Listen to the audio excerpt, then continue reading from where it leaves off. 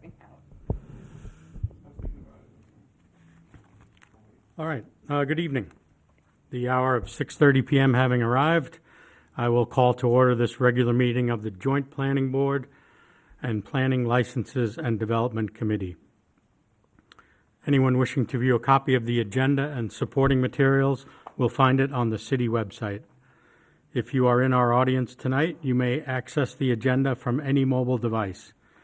Copies of the printed agenda are available in the wall pockets just as you entered the meeting room. To receive electronic copies of future agenda packets, please go to the homepage and subscribe to the city meetings email list. The public and other board members will be recognized to ask questions and make comments on the agenda item under discussion. After being recognized, all remarks are to be made through the chair. Anyone who wishes to address this committee is asked to go to one of the microphones in the room and identify themselves by name and address prior to speaking. Will staff please conduct the roll? For the Planning Board, Harold Farrington, Present.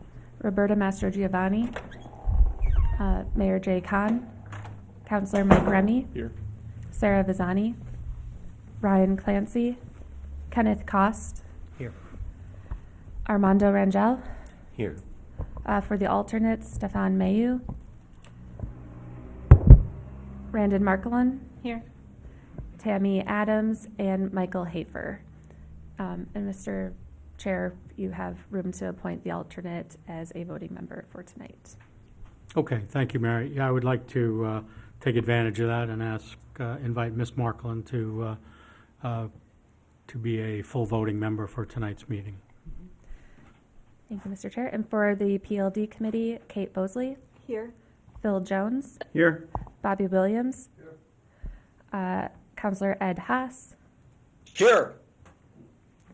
and Councilor Madison. Here. All set? Okay, next item on the agenda is the approval of the meeting minutes. The previous meeting was April 14th, 2025. The meeting minutes, as usual, were included in the agenda packet. I'll entertain a motion to approve the minutes. Councilor Jones, thank you. Second. Second, Councilor Bosley.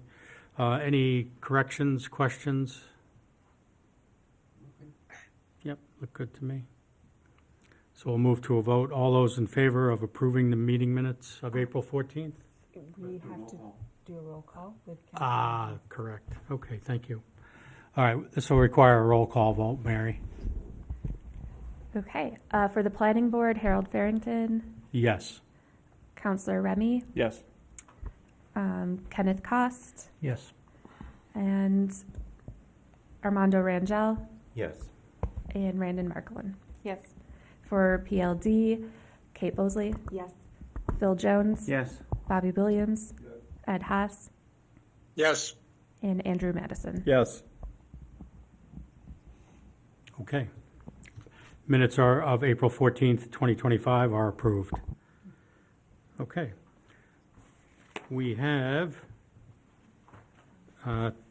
two public workshops tonight on the agenda. The first is a workshop for ordinance 0-2025-20 relating to setbacks and build-to dimensions.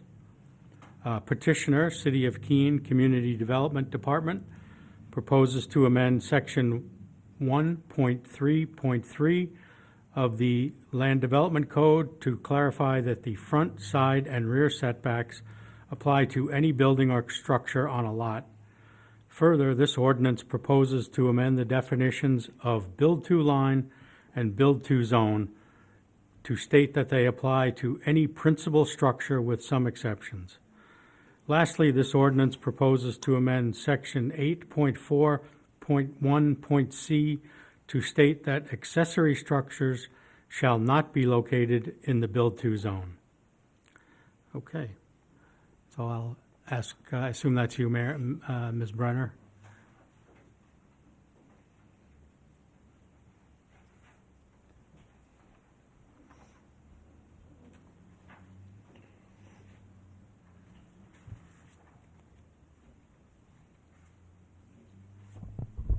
Okay, thank you, Mr. Chair. This is Mary Brenner, Senior Planner, and I'm going to walk through the staff report for this ordinance. And also just a quick note for the AV technician. We did get a message from the minute taker that she doesn't have any audio, so I'm not sure if you can help with that, but yeah, I'll just continue on. So I'm going to go over some definitions because I think that'll be helpful just to set the stage, and then go through the background and overview of the ordinance and talk about consistency with the master plan. So I'll just dive right in. So building setbacks in the City of Keene Land Development Code is the required minimum or maximum distance a building or structure must be located from a lot line, which is unoccupied and unobstructed by any portion of a building or structure unless expressly permitted by this LDC. There are exceptions to some of the setbacks. I think there's some exceptions for the side setbacks and some exceptions for the rear setbacks, and those are all listed in Article 1, Section 1.3. But otherwise, every structure in the city has to comply with the setbacks in the LDC. Another sort of term that we're going to be talking about are build-to dimensions. In the Land Development Code, there are 3 types of build-to dimensions. 2 of them are shown on the screen. One is a build-to line, which is where the building facade must be located, and the other is a build-to zone, which is a zone or area where the building facade must be located.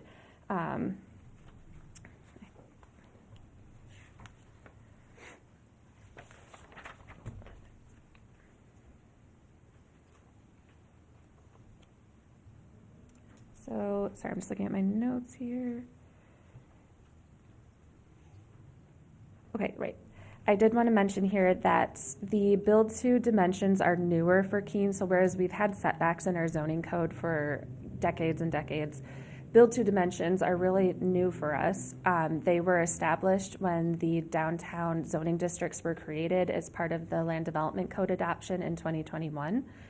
And so similar to setbacks, build-to dimensions are used to regulate the placement of buildings and structures on a lot.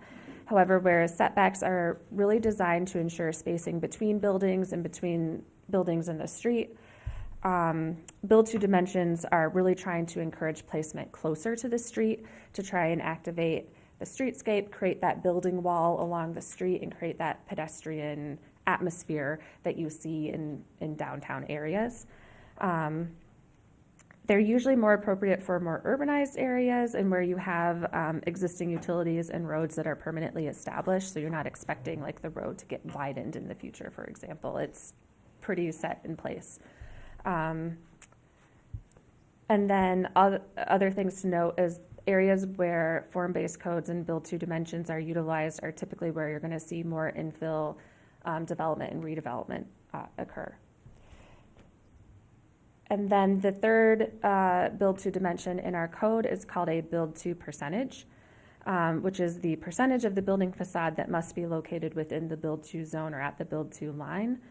Some things to note here is that facade articulation, which is, for example, window or wall recesses and projections, do not count against the required build-to percentage. In addition, part of the form-based code process, the community expressed a desire for an expansion of public-like space.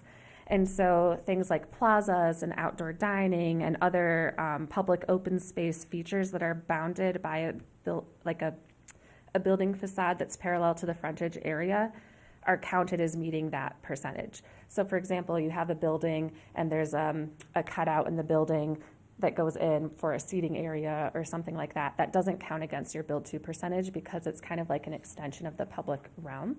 And so that's meant to kind of encourage, again, that interaction between the building and the street. Again, something that would be appropriate for a downtown context. And then another term, just because I think it's related to what we're talking about today, is building activation, which is the articulation of a facade to contribute to a pedestrian-friendly public realm. Examples of activation include a minimum ground floor height, which if you're looking at the diagram on the screen, that's what the K is showing. The maximum blank wall area, the maximum height of the building entry above sidewalk, the minimum ground floor transparency, and the upper floor transparency, which is the amount of basically windows that you have in the wall.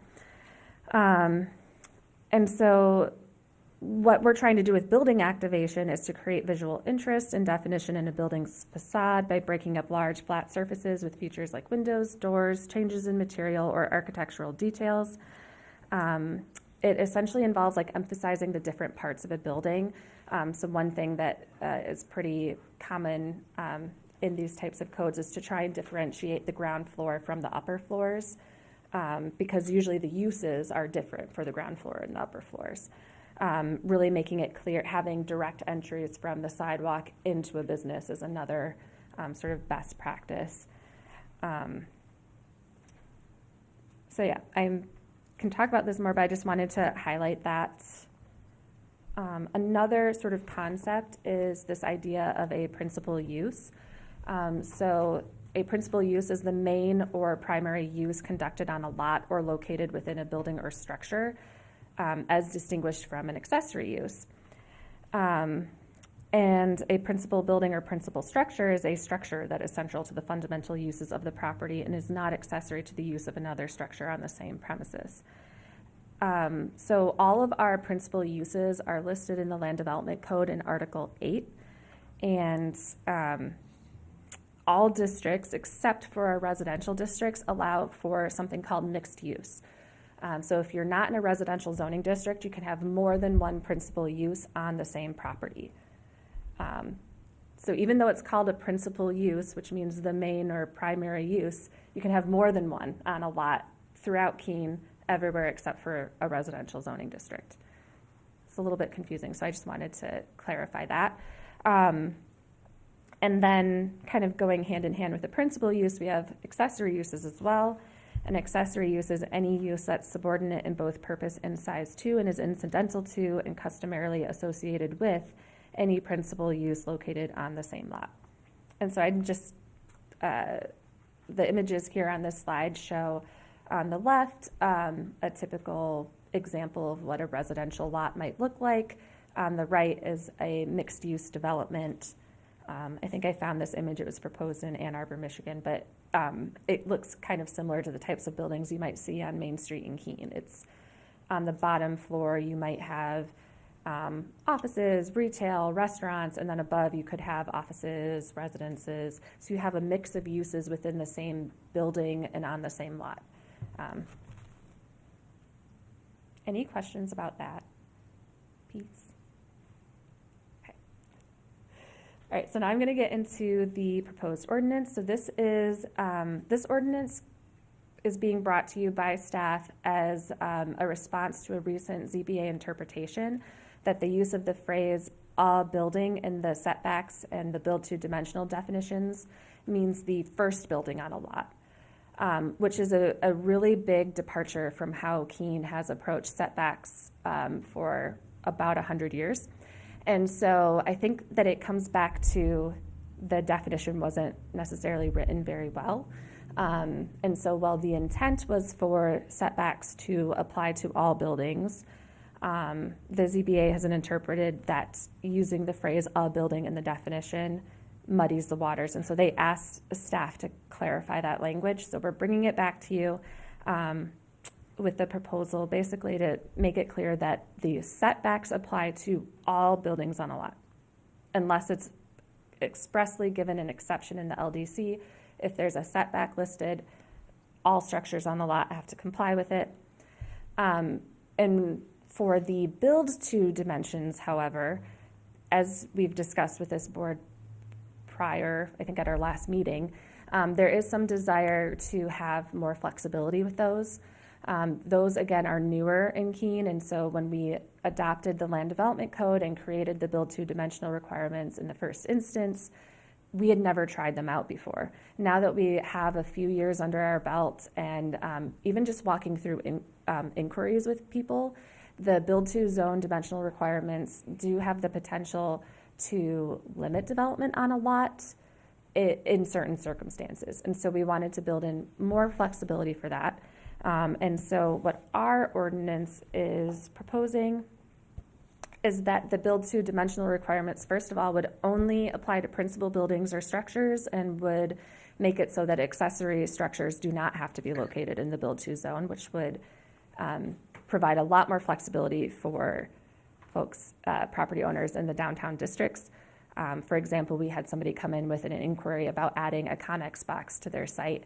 And I think if you were going to read our regulations really strictly, they would have to put it right up against the street, which is actually something we don't want. Rather have them put that in the back of their lot where it's not, super visible from the sidewalk. And then it also tries to give more flexibility for principal buildings or structures to be located behind or outside of the build-to zone when it's not feasible to place them in the build-to zone. So I'm trying to walk through an example here, so bear with me. The blue is principal buildings, the green is a build-to zone, and then I also included driveways. Is this animation working? There we go. So this is an example of like what we don't want to see. So we have on this side right here, if you can see my cursor, hopefully, is a narrow lot where this works. But if you only have to place one building in the build-to zone on a narrow lot, that's fine because you have the building up in the build-to zone. That's your one building, and then you can build other principal buildings behind, and it works.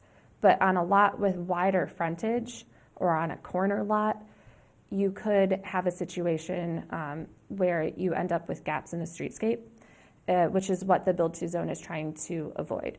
And so what we would like to see is wherever possible, the principal buildings or structures should be placed in the build-to zone. And then if it's not possible to place it there, you can place it behind. So that's what we wrote in the ordinance. You would still include, space for driveways and parking areas and things like that. So, Mr. Chair, is it okay if I take questions? Yeah, sure. Councilor Remy, please. Thank you. I actually have two, but I'm going to start with the slide you're on because my other one was kind of going back. It's probably overcomplicating it, but in a situation where both parallel streets had build-to zones and a lot was similar to what you're showing now. So imagine the street on the north side of that also had a build-to zone. How would the language handle that? I don't know that we have any examples of that where we have a build-to zone on two parallel streets. We do? Yeah, I think we do. Do we have lots that connect those two streets?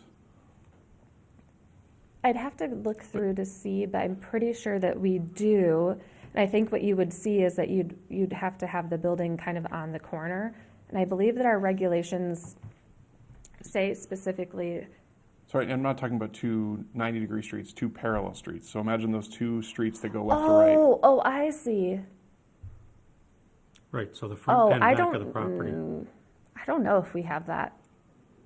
So, West Street and Lamson, there are lots there that would be affected. Some of those potential redevelopments. Can you turn on your microphone, please? Some of the potential redevelopments that could happen on the Gilbo Ave corridor, I could see that's definitely a consideration. I'm just looking at my downtown zoning map, and there are lots between West and Gilbo that front on both parallel streets. So I think in those situations, we'd have to figure out which street is considered to be the frontage. And then in the regulations, it says like what the setback is for the frontage and then for the sides and the rear. And so usually what we do is we take the shortest portion of the right-of-way is considered the frontage, and then figure out everything else based on what the frontage is. I don't know that I love that. From a picture of like like what would happen to the streetscape if you had it on Gilbo versus West, right? If there was a lot that connected Gilbo to West, and you're pulling back from one of those streets pretty significantly, and maybe it's I don't know the right answer to that, but that was like, when I saw this, that's what I was picturing, is that looks like I know it's an example, but that looks like a pretty major street on the north side of it. And how would you manage that to make sure that you didn't harm one street by helping the other? I don't know the right answer, but it's just the thought that came out of here. My other question, if we go back one slide, sorry, or one, I know it's not this. You have examples in here, so it's going to be a couple slides actually, but one more. Yeah, so I was talking about the ZBA interpretation. From my understanding, our ZBA's interpretation is if I put a gazebo in the middle of the lot and that was the first building, that I could build a moat of buildings around it, and that would be, like, they don't appreciate setbacks once there's one building in the middle. They thought that it's okay their interpretation was it was fine to They violate weren't setbacks after that? interpreting whether or not it was a good idea. They were just strictly looking at the actual language and what it says. Like, it came down to literally they were talking about the definition of the word And so their instructions were to look at the language of the code and what does it say plainly on its face without trying to imagine what the intent was. And I think saying a building in the definition is a little bit ambiguous and unclear. So I don't agree, though. That's why I don't agree that that's ambiguous. The required minimum or maximum distance that a building must be located from the front lot line is X. I don't think that's ambiguous. Is the thing they're trying to build a building? If so, then it falls in there. That's where I have a hard time with the fact that we need to do this adjustment on those, because I don't think that's ambiguous. You're trying to build a building, if it's within that setback, then it's violating the setback. Whether it's any building or a building, I just don't think it's a good use for adjustment. So Yeah, Councilor Bosley. I don't know if this is helpful at all, but I think it gets very confusing when we consider the build to zone a setback. And Parts of what I'm looking at. We're adjusting 1.3.3, which is true setbacks. okay, so on the true setback side, if we have a building has to meet the setback requirement, I think it is more clear to say, because once a building has met it, does that mean any other building does not need to meet it? That's the ambiguousness. I think to clearly define that as all does not harm. I think when you look at the build to zone, it's a different animal. That's where we were moving past and I didn't know when I should ask questions if it's helpful to you Yeah. or not. I don't think A and any are ambiguous in the way that it's written in here. For that particular instance, I could possibly agree, except that when I was discussing this with staff, it got very confusing when the idea of that a build to zone was also considered a setback in our code and was under those definitions. I think it started to make it all very muddy, and that if we can give any clarity to this so that it doesn't cause problems for other developers, that would be better. And I would just Ms. ask, Brenner, I have a question for you, go if ahead. that's okay. In your verbal introduction, you said principal structures have to be in the build-to zone where feasible. But I think specifically, the wording that you have in the ordinance is that it's only not feasible if it's blocked by another principal structure. That's correct, yeah, because the downtown districts are trying to encourage parking and accessory buildings to be towards the rear of the lot and to have the principal buildings up against the sidewalk. Okay. Yep. All right, so there's nothing else that would really make it infeasible. Nope. Okay, Yeah. thank you. Councilor Bosley. Thank you. Sorry, I also have my own question. I'm applying some of this language to the potential project that we heard about at the far end of Marlborough Street, where there's a lamb chopped style lot, and there's already a structure, which I think at this point would be considered a principal structure that's Yep. in the build to zone or close to the build to zone at the street facade. If the building that they would be building behind that building was substantial in size to that building, how does that get interpreted as far as principal structure? I guess I just want to be clear that Yeah. a building subsequent to the building in the build to zone, if larger, would the building in the build to zone would still be considered a principal structure, or how are we going to clarify that? Yeah, no, that's a great question. Thank you. So, and that's why I wanted to go through the definition of what a principal use and a principal structure even are. So everything listed in Table 8 is considered to be a principal use.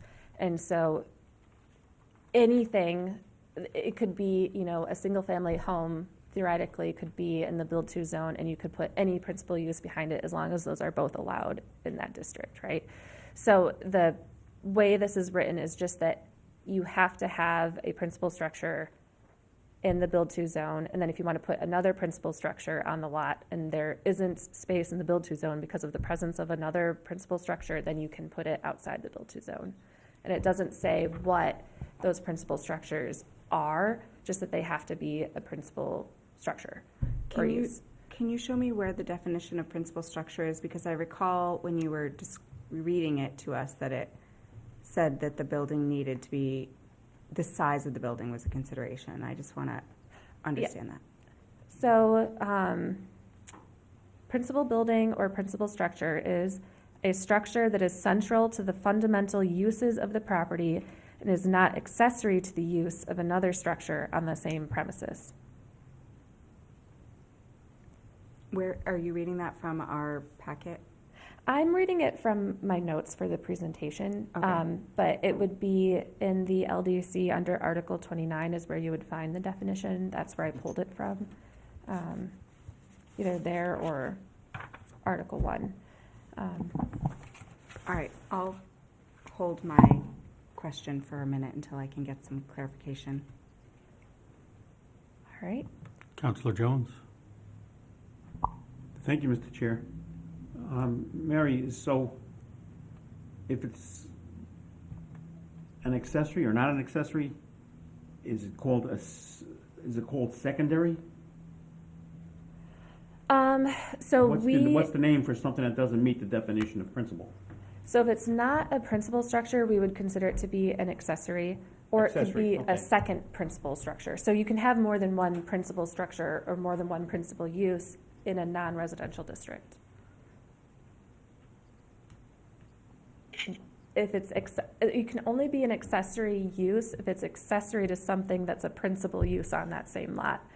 So for example. So it has to be an accessory to what's happening at that. Yeah, you can't have an Primary accessory building. use that's not associated with something else on the lot. Like the accessory use or the accessory structure has to be related to a primary use or or principal use or principal structure. Okay, that helps me. Thank you. Yeah. Mr. Cost? Thank you, Mr. Chair. I have a few questions, but let me start with this one. I want to try to understand what happens in the physical world with the setbacks. And to me, setbacks and build-tos are really different. There should be no confusion. They're really, really different, I think.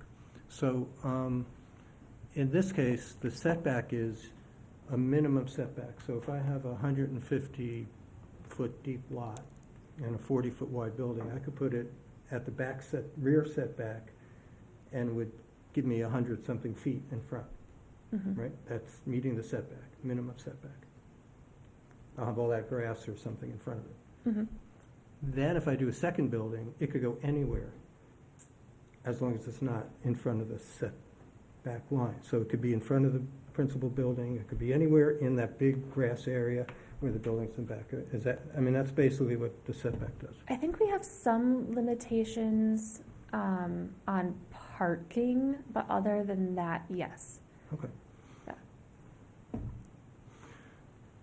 And the other question, I have a few more, but the build-to line and I don't understand, I guess, maybe I have to read it further, the build-to zone, why do we have the two and what's the reason and where they applied? Because the zone gives you a little more flexibility, but the build-to line is build here. Exactly, yeah. So I think the build-to line comes in with the downtown core where all of the buildings are right at the sidewalk and we don't want any setback really. or at least that was what the committee felt at the time. So you can have a 0-foot build-to line would require the building to be on the front property line. So that's how that's used. But the build-to zone, I think, is used more frequently throughout the code.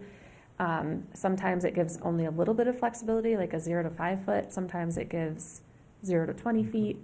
It kind of varies by like what district it's in and what the surrounding context is.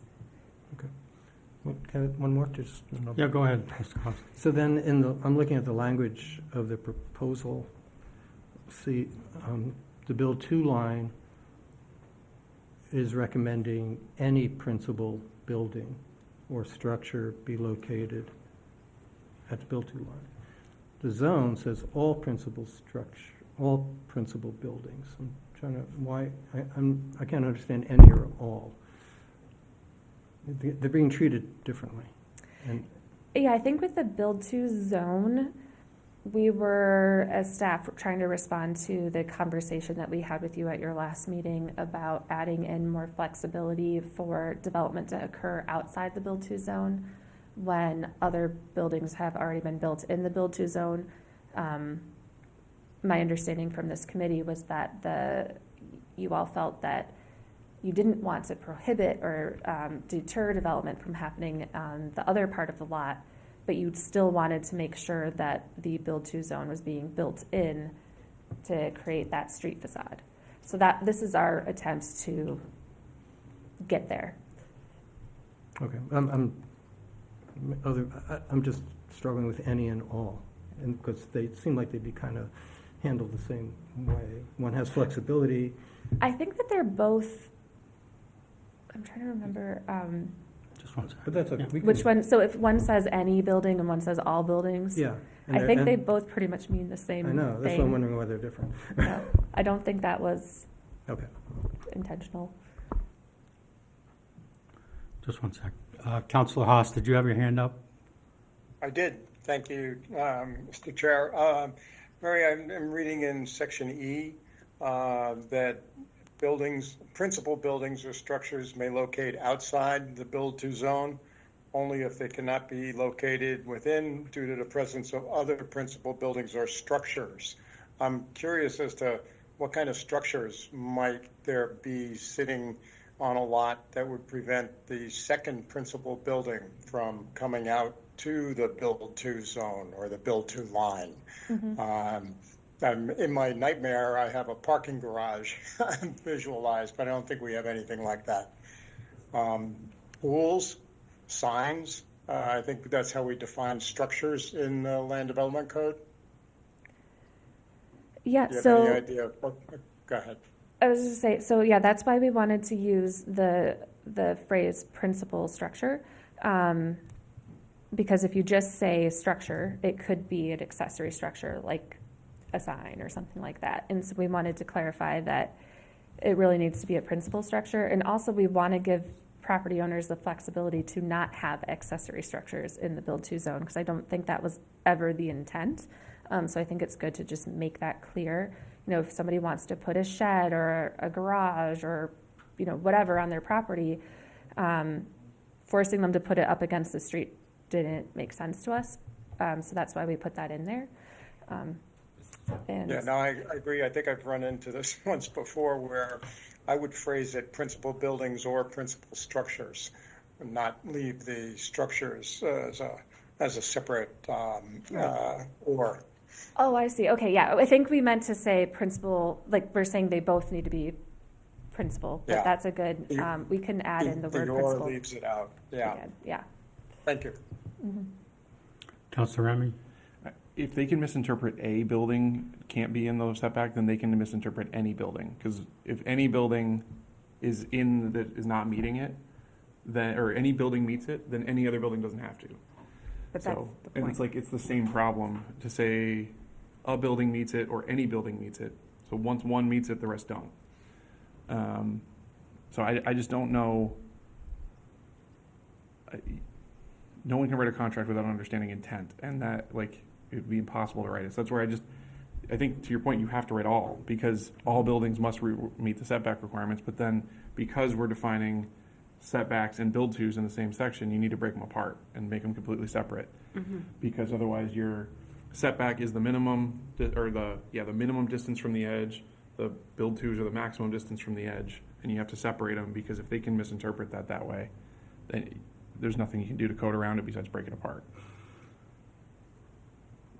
Because any is the same thing as A.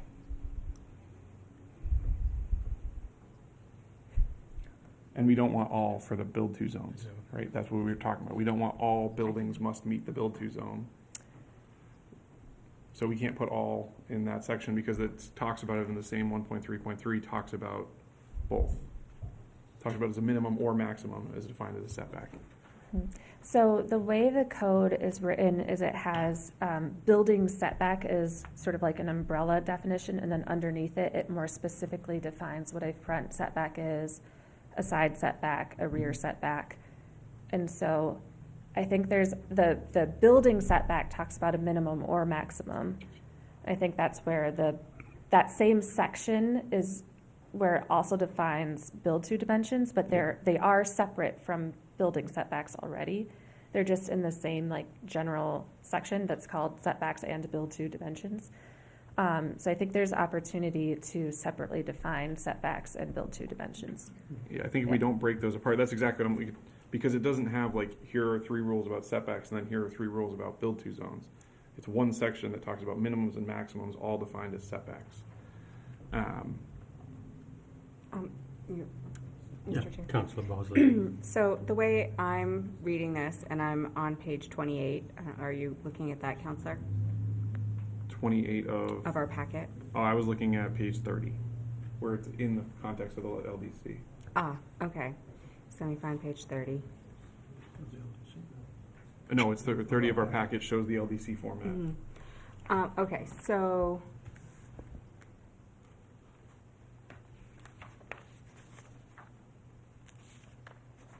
just looking at how it translates. Yeah, that's where it seemed fine when I was reading the packet originally, but when Yeah. I saw it in the LDC format, it was not clear.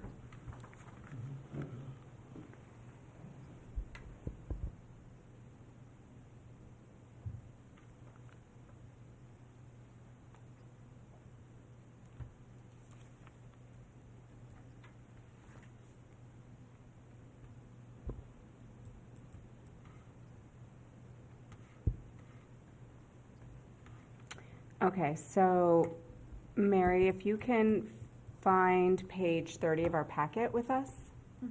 Yep.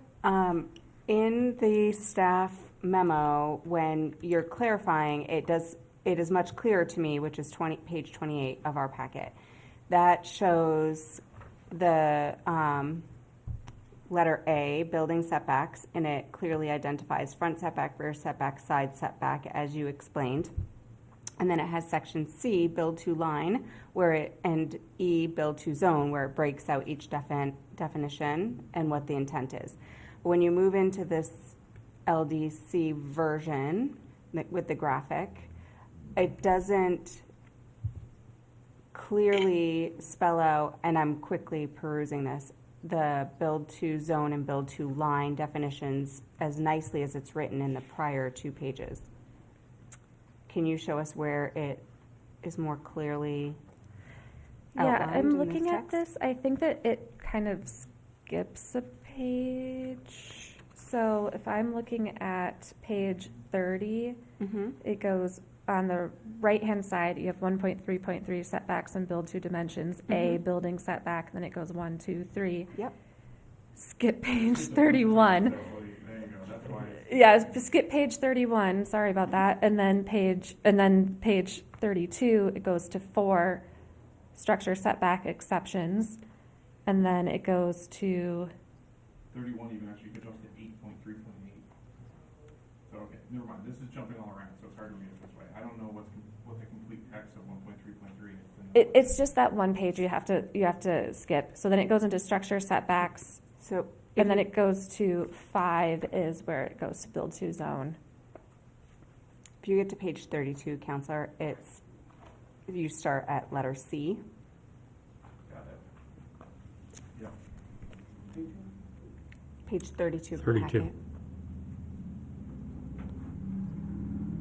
That's right, I was just going to the packet, and I was like, I don't. Right, originally it Can you doesn't turn on your look like microphone, please? Yep, sorry. I was going through the packet and it didn't follow. But even that, I don't understand why we would define a setback as a maximum then. At what point is there that's a build-to zone, On isn't it? page 30, So when we talk about building setbacks, it says the required minimum or maximum distance to the building is from the line. Isn't that a build-to zone?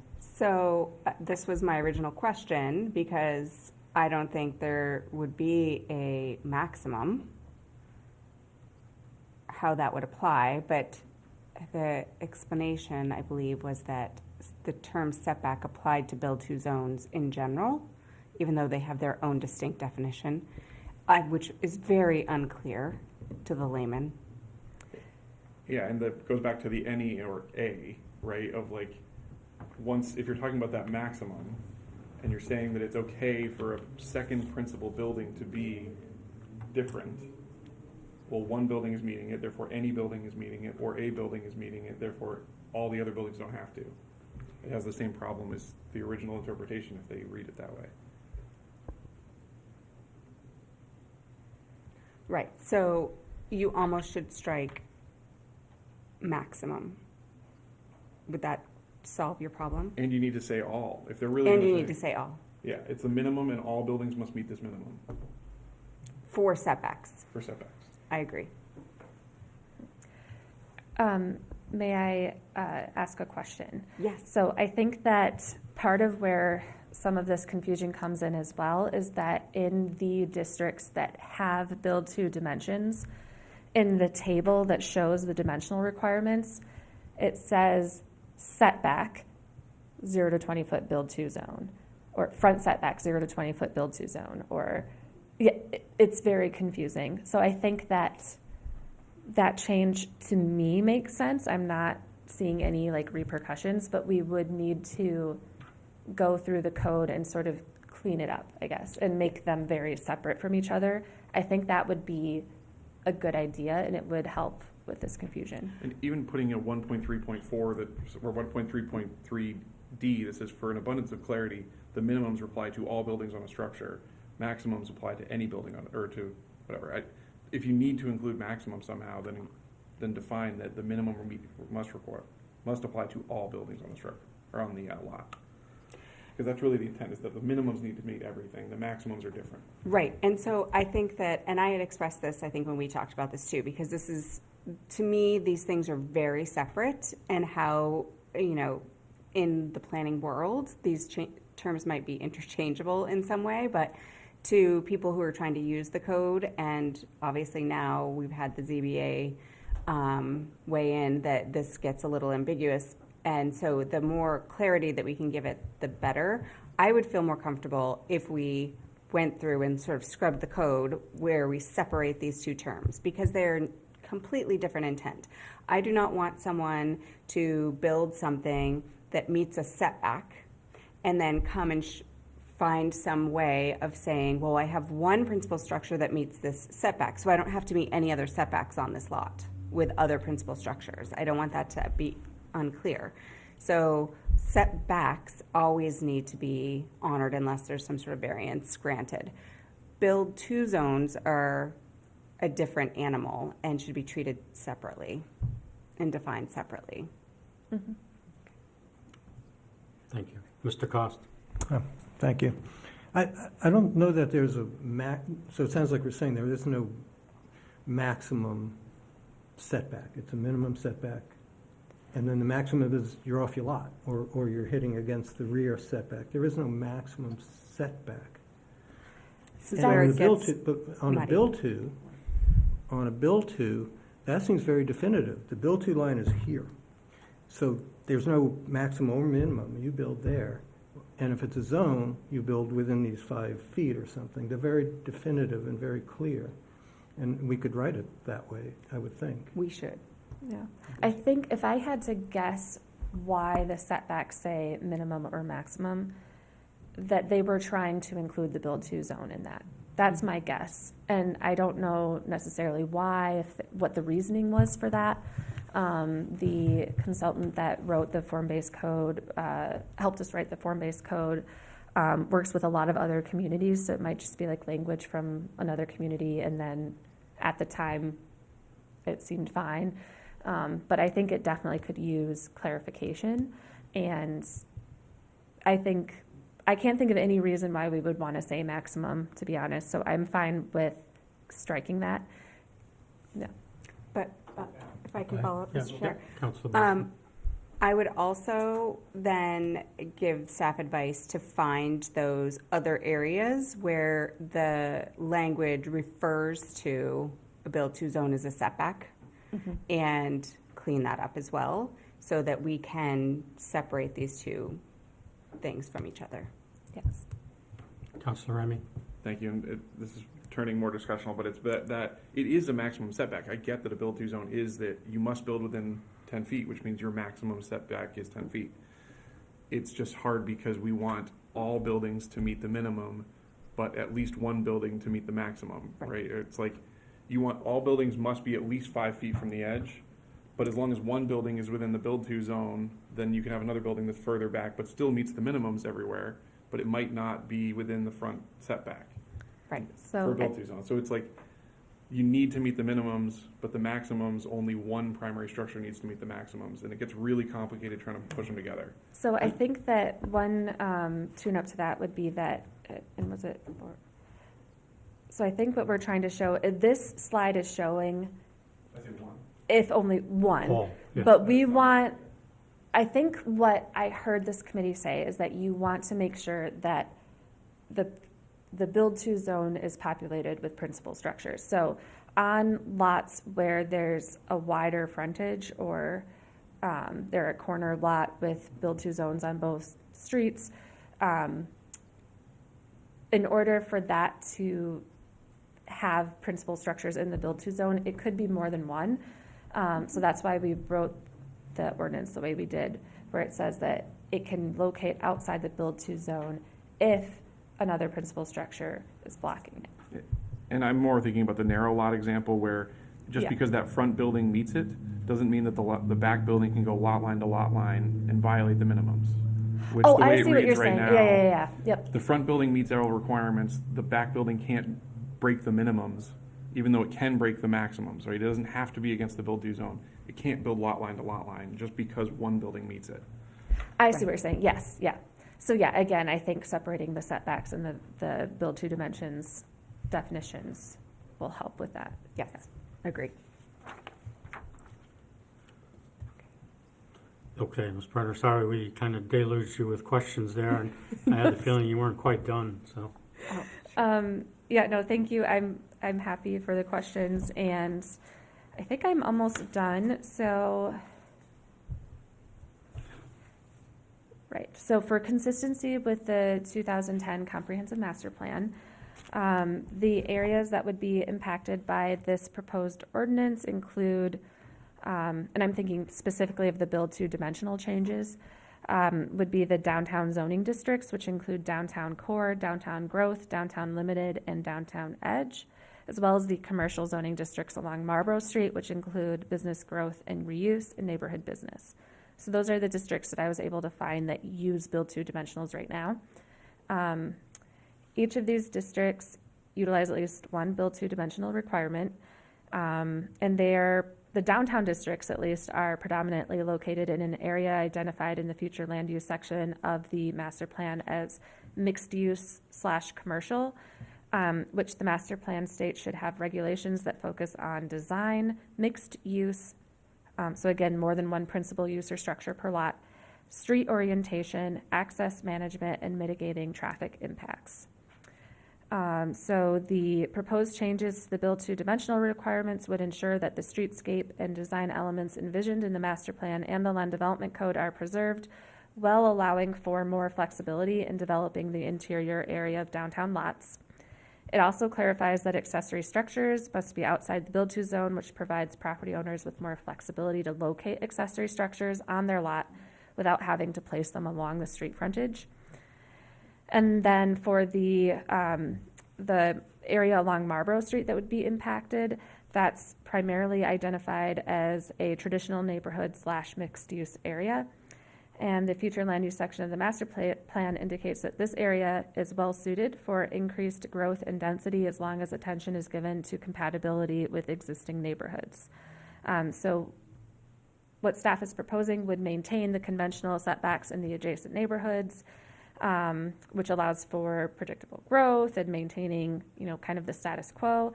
But then for the mixed-use area, it would allow for greater flexibility, promote more dense pedestrian scale development, and allow for more development to occur essentially in the areas where the master plan states that more growth is desirable. I'm happy to answer any questions about that. And so I think that's it. Thank you, Ms. Brunner. Any other questions? Okay. So at this time, while this is not a formal public hearing, I would like to invite members of the public who are in the audience tonight to offer comments or ask questions. Anyone in the audience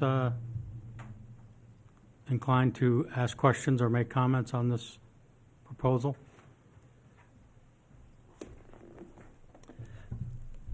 Good evening, Jared Goodell, 160 Emerald Street, Keene.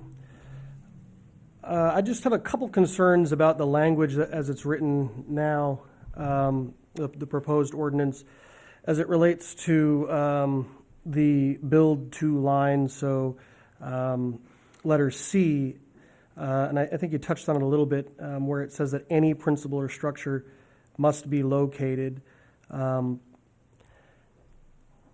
The reason why this has become an issue is I think that the LDC really contemplates a single structure on a lot, one structure per lot, because that sort of has been the way that development has happened for the last 100 years.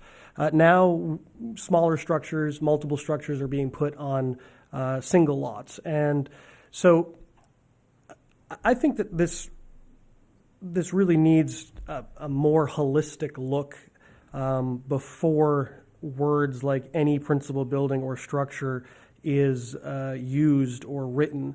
I think that there are a lot of unintended consequences of using the language as written.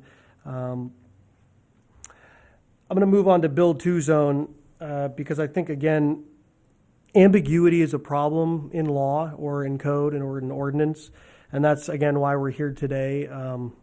I see a lot of yawns tonight on this. You should have been here for the discussion at the zoning board on the definition of A. So I'm looking at this and maybe saying, well, how would I pick this apart? Or how might somebody in 5 years interpret this when we're all spending our evenings doing something else? The language at the end of the first sentence where it says whenever possible, to me, opens up a real big gray area. What does whenever possible mean? Your possible and my possible are two different things. And I think when a developer brings a plan to the fourth floor really does a good job of trying to not design a person's project for them or a developer's project for them. And I think when we use the word whenever possible, you open the door up to have the fourth floor plans examiner or a building official say, well, we think it's possible for you to do this in a different way.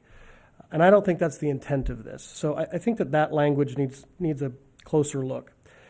And then when it goes on to say principal buildings or structures may locate outside the build to zone only if they cannot be located within the build to zone due to the presence of other principal buildings or structures, that language is also, I think, a big door and a big problem. Here's why. Imagine that I have a vacant lot, or imagine that I have a building on a lot today and I demolish it, and then a year down the road I say, I want to put 3 buildings here. Well, a person could interpret this to mean that because there is not an existing structure on that lot today that's within the build to zone, that you're not allowed to put a structure up and then 2 structures behind it as a part of the same development. In other words, there is not a principal structure there today, therefore you're not subject to this really exception that's written into this that says you're allowed to put buildings behind another principal use. So I think that, and I appreciate that the city staff took a quick response to the ZBA decision, but quite frankly, I don't think that the language is there yet. I'm not sure that it really clarifies or helps to clarify things or helps to make things easier. I think that the waters are still muddy, and Mary and I have spent a lot of time on the phone together in the last few months discussing this, and we could probably spend years on the phone discussing this. It's not an easy issue. So I'm hopeful that that this process will maybe drag out, quite frankly, because I think that the language needs to be, to use a word that you folks use a lot, tuned up, and it needs to be looked at holistically, which I think was realized tonight, because the Land Development Code uses a lot of terms like build-to zone and setback, sometimes interchangeably. It uses the word A and any interchangeably. So there needs to be a holistic look. Lastly, just regarding build-to zones, because quite frankly, I'm not a fan of build-to zones. When you think about Main Street here in Keene, if you think about Emerald Street north to Central Square, that is a very tight build-to zone. All the structures are basically located on a line or a build-to line. But then when you look just south of Emerald Street, so think about the Athens property or the City Tire property or the Cumberland Farms property or even the Postal Service property, those are sort of set back from the road. And they work great, and I think that they look good, and I'm not certain why we don't maybe want development like that. And so I would encourage everybody to sort of think long and hard about, is the build-to zone necessary before we get into the language of it. And then lastly, I would leave you with this, because this is, I like to find loopholes. So in the LDC, under principal uses and principal structures are defined side by side in the LDC. A principal building or principal structure is a structure that is central to the fundamental uses of the property and is not accessory to the use of another structure on the same premises. Whereas a principal use is the main or primary use conducted on a lot located within a building or structure as distinguished from an accessory use. So, one of the permitted uses in many of the downtown zoning districts is a community garden. I think that a community garden could very easily have as a structure on it a gazebo. I think that would make sense.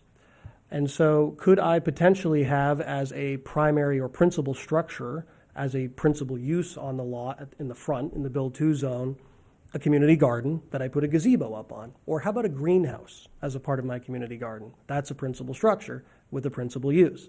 And then behind that I can build, buildings. So I just bring that up as an example to say that it really needs a holistic look. We can't just look at one section of the LDC because it's you'll be back here, or people in 5 years will be back here arguing about this. So I want to leave it at that, to not make the night go longer than it needs to.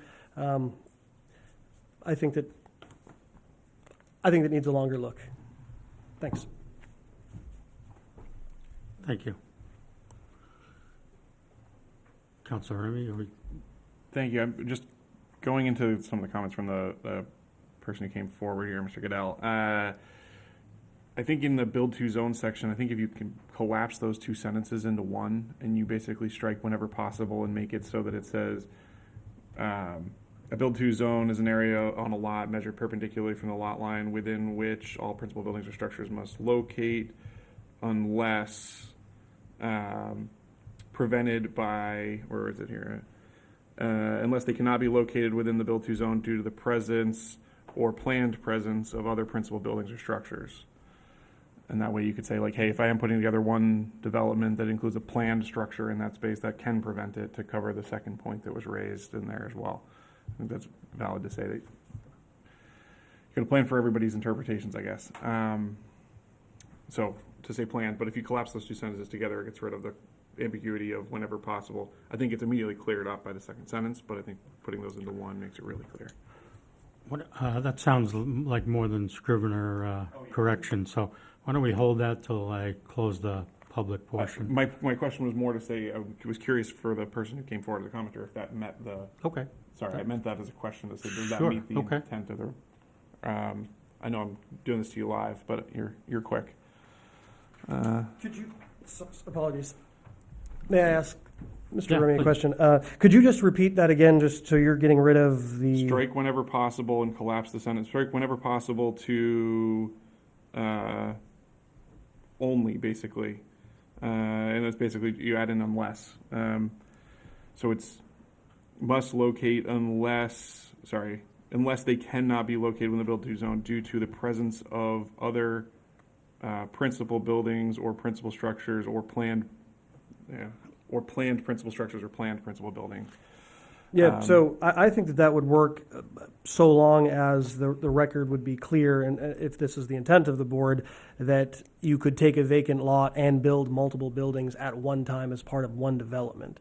I read this, the language as it stands now, to mean that if there's not a building in the build-to zone, when you go to apply for the building permit, it's not, you couldn't build additional ones behind it as a part of the same project. The risk to my statement is you could have a approved building permit for a building up front, which would prevent you from building a building or up there, which would mean you could build one in the back, and then you could decide not to complete the building of the building in the front and now violate the build-to zone. Because there was so it's hard to meet every condition, right? It's all about the intent. Sure. So I think it could be tuned up. I think that's a great start. okay. Counselor Jones? Jared's question that he just asked, I think was a good one, but can we hear from staff on that part? Because I think that was a good question. Sure, on the question, yeah, okay. Ms. Brenner, are you prepared to comment? What was the question? So the way the language reads today, or the way that the language is proposed, if I had, let's say that I had a lot and I demolished a building today, and then in 2 years from now I went to apply for a building permit, and because there's no building on that lot today, I want to build 3 additional buildings on it. Would the language as it's written now allow me to build 3 buildings where no buildings exist? Okay, yeah. So my response would be that I would interpret it as that would be allowed, but I do think that, let's say 15 years goes by and it's a different person and they don't have the context and the history, it could be ambiguous and confusing in the future. So I like the suggested changes that Councilor Remy made, because I think that makes it absolutely clear that you can have them all proposed have multiple buildings proposed at once and still have flexibility to build outside of the build-to zone. Yeah, I think that it's almost impossible to write code to anticipate every possible situation, and that's why we have relief valves. That's why there's the ZBA, and we have some flexibility to interpret and things like that. So I think getting the language as clear as possible is pretty much all we can do, and so I think that clarifies it more. Can I just offer something sort of out of left field here? Yeah. Please go ahead. It may be wise, they do this in law. They, at the bottom of all the statutes, they say when it was revised last. And the reason why that's really helpful is because you know where to go and look for the intent of something. And so that might be something to consider as things are updated in the LDC in time, is just to write when they were updated, so that at least staff and the petitioner or the applicant can go and look at the minutes from these hearings to see what the intent was. I think that would be hugely helpful if, as these things are updated on literally each paragraph, it says the date that it was updated, or at least the year. That's all. Thank you. So, would anyone else care to come forward and comment? Okay. Not seeing any, I will close the public workshop. Councilor Bosley. Thank you. I wanted to get through the public comment before I added any additional language, but I did hear Mr. Goodell's concern about the ambiguity of the term whenever possible, and I see how staff is trying to make these principal structures take up the majority of the lot. I want to make sure that our language stays consistent with that. When I questioned this with staff prior to this meeting, there was an explanation that there's a minimum building width and access, and outside of that, the expectation would be that the property would be built in the build-to zone. If you remove access, like you leave space for access, and you look at what space is left, if there's enough room to put another building there with the minimum building width, that would be the expectation. And is that clear, Ms. Brenner? That's correct. So, for example, if the applicant is proposing a building that needs to be 50 feet wide and there isn't 50 feet in the build-to zone, the way I would interpret that is that they can't put it in the build-to zone, so it can go outside the build-to zone. But let's, as an example, let's say you have a front footage of 100 feet, and you have a building that's proposed of 60 feet, and you need a 10-foot driveway access to get to the rear of the building for parking or for other structures, to access other structures, and that leaves you with 40 feet left over. You could place a building in that Yes. width. Mm-hmm. So the requirement would be that that space be used before you move to the rear of the lot. That's correct, yes. But if that space were 15 feet, then it doesn't, do we have a minimum building width in our code? Nope, not that I'm aware of. I think it's all basically, if you can build a building to code, it's allowed. So I don't think that we have a minimum building width. It'd be what the use requires. So you could have a 10-foot wide building that was 100 feet long. you could, yes. And I think Bowling that's, alley. again, getting to, It's it's hard to absurd, write but code to also fit every context, yeah. So, but now you're asking the zoning administrator to interpret what, if that's reasonable. Mm-hmm. And I think if there's a way to clarify something in the language to describe what the intent is, where you don't have, I know it's an absurd example, but where you don't have that interpretation happen 10 years from now, I think that would be better.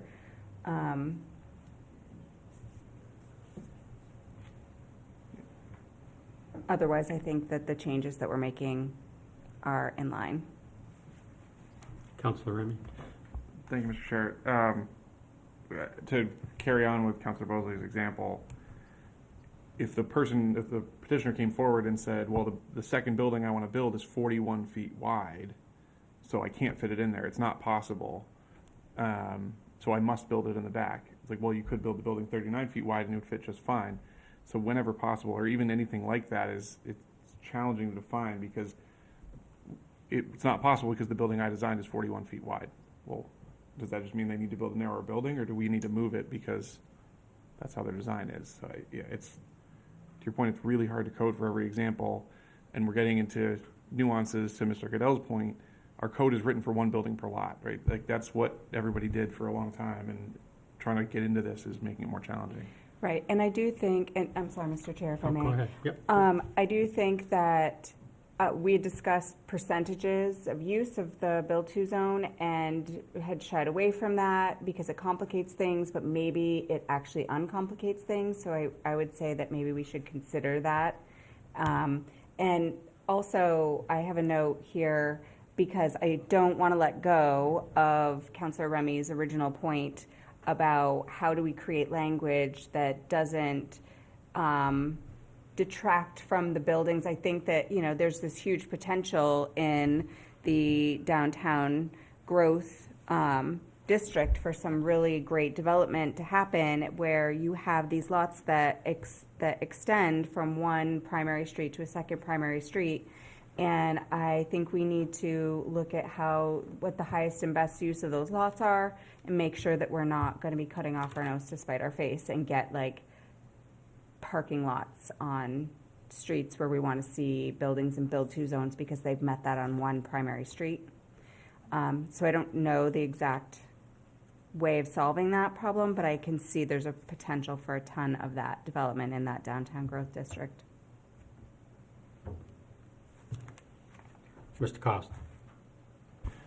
Thank you, Mr. Chair. I mean, the intent of this, as I'm understanding it, the build-to in the downtown areas, is so that basically we have a facade of buildings against the street. Not lots of openings, not lots of driveways, not lots of entries. That's why this is written. You want to get that. So if someone has a 200-foot wide lot on a street with a build-to line, I guess we can't force them to build a 100-foot wide, long building, but the intent is to do that, to maximize those development areas. And then when that's filled up, then they can build behind it. I mean, that's what you're trying to get to, I think. And then if there's another street like Gilboa and West, it would seem to me that both of those streets would have a build-to line, and they would have to respect that, and what happens in the middle happens in the middle. So it seems like we could visualize what we want this to look like when it's all done. How do we, I don't know the answer to write the code to get to there, but I mean, that's what you want to aim towards to the extent that we can, and we can influence developers to do that. So. Oh, Councilor Williams. Yeah, just that, it strikes me that this is a problem of, we've always had, as Councilor Remy said, we've always had, single building lot was the idea of how we were doing it. And now we're doing multiple buildings, which is kind of a whole different paradigm. And I feel like, well, there's probably a lot of rules we need to reconsider. But we recently did something very similar to this, which was the cottage court ordinance, which was figuring out what are the rules for having a bunch of buildings on one specific lot. So maybe rather than try to shoehorn it into a lot of our existing rules, we have it as an overlay or some way of this is the set of rules for multiple buildings on a lot, and just have a separate section that just goes into depth as to what those requirements are. Councilor Jones. Thank you. Being that community development is the petitioner, if I may ask Mary, we've heard ambiguity used a lot and other unknowns. Is it better to continue this and answer some unknown questions, or is it better to go to the public hearing and hope that some answers come out of that or questions come out of that would help develop this? There's two different routes we have to go. Thank you for And what do you recommend? Thank you for the question. And I think that there's been a lot of really great points that were raised today that I personally would like to explore a little bit more and come up with some really solid answers for you. So I would recommend, if you're willing to put this off for another month, to continue this so that we can come back with an A version for you to take a look at. Yeah. So, Mr. Chair, I would Okay. it's not a motion, but we don't do motions for that, but I think it sounds like we should have a continuation. Can we finish the Conversation. Yeah, let's. Oh, I'm not interrupting. I agree with the intent, but I don't want Councilor Remy, I think you were I- a microsecond ahead of Councilor That's Bozier. okay. So there's two things. We do have a concept of build to percentages in the code, so we just got to figure out how we're going to best use that Right. and What- when we go through it. What section is that located in? It's it's on that next page that jumps to page 32. It's the bottom of 32. Okay. It's 1-5 is the section, I think, actually, technically. I'm just looking at the bottom of the page. It's 1.4D, I think, actually. But the other comment I was going to make is the hard part of not being able to just cut people off and jump in. I can't remember where I was going. We were talking about the something you said, and I wanted to respond to, and I'm blanking on what it was. That's okay. What was that? The front and the back. Oh, sorry. I just want to give an example. So the building where from 21 around, it's a really good example of a building where fireworks is and everything that fills the lot and has an open center space for parking. And they're doing a really good example of what we're thinking about of meeting multiple build to zones, build to lines even. And I think that's a really good example building of what we're trying to do, where it's meeting multiple faces. I don't know how to write code to say build them like that, but that's kind of what we're thinking in this, right? Even if some of them are set back a little or however it's set up. But that's all. I just want to give an example of, I think somebody did a really good example of what we could do on the other side. Councilor Mosley? I think it's a great example. Lastly, for me, I just want to say it took me a minute to jog my memory because it's been a few years now, but during the downtown process, we brought in a consultant, Jeff Speck, I believe, and we listened to a lot of information that he gave us about a walkable downtown. And I think that one of the things that he pointed out that was really impactful to me was there's some data was taken about where people actually walk. And when you get to Athens, people stop, they turn around. They're not walking past that area because you start to have parking lots on the street and you start to lose that protective layer of having that building up against you. And he did a much better job of describing, I'm sure it's recorded somewhere if people want to go watch it, of how the treescape and the buildingscape creates this energy and how it gets people moving. And as you know, I have looked, and this committee has looked at sort of the Colony Mill as the anchor to the west of what we want our downtown to look like, and we want to see this development. And we're going to talk about this more in our second workshop, I think here, what we want those streets to look like. It's really important that these buildings get built to the sidewalk in certain areas. That's you know, and that we don't have these huge gaps in those facades, because we're going to lose. We have one shot really of getting this right with this new development, and we want to create that community that expands in our downtown. We want to create residential, but we also need to get people walking on those streets, and we need to encourage commerce, and we need to encourage commercial growth, and a lot of other things. So I just want to keep that in mind as we're making these decisions, that we're doing a really good job of getting this right.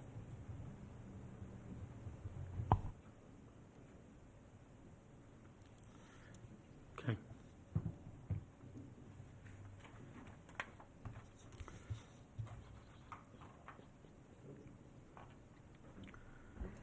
Mr. Chair, Yes, Ms. Brenner.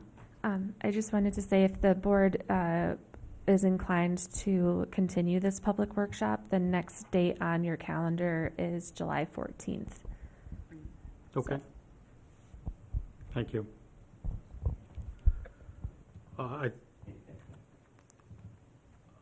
Unless you're pulling it back, I think we have to vote on continuing. Yeah, okay. So I'll entertain a motion for that. I'll move to continue this public workshop until July 14th. Second. Councilor Madison, I think you were quicker on the draw there. Okay. Planning board can voice vote, or do we have to do a total roll call? Total roll call. Let's just do a roll call. Okay. So, well, first of all, any discussion or questions or additional comments regarding the motion to continue? Councilor Haas. Yeah, thank you, Mr. Chair. Let's be sure whether we need to talk about this much more, because I've got somebody said we know what we want to see, we're just struggling with how to say it. Is it perhaps better to let staff go and come back with a version A rather than continuing a workshop? That is how we That's get what it it. is, yeah, that's the net effect of continuing. Okay, continuing the workshop produces a version A. And Ms. Mr. Chair, Brenner? can I just, so what staff will do is we'll come back with proposed language for a version A. The committee will have to vote to create the version A at your next meeting. Okay. But I would recommend that you see the draft first and then can tweak it from there. Okay, thank you. Okay, thank you. So I think we can move to a roll call vote then. Mary? Thank you. Harold Farrington, Yes. Counselor Remy, Yes. Kenneth Cost, Yes. Armando Rangel, Yes. Randon Margolin, Yes. Kate Bosley, Yes. Phil Jones, Yes. Bobby Williams, Yes. Ed Haas, Yes, and Andrew Madison. Yes. Okay. All right, so continue to July 14.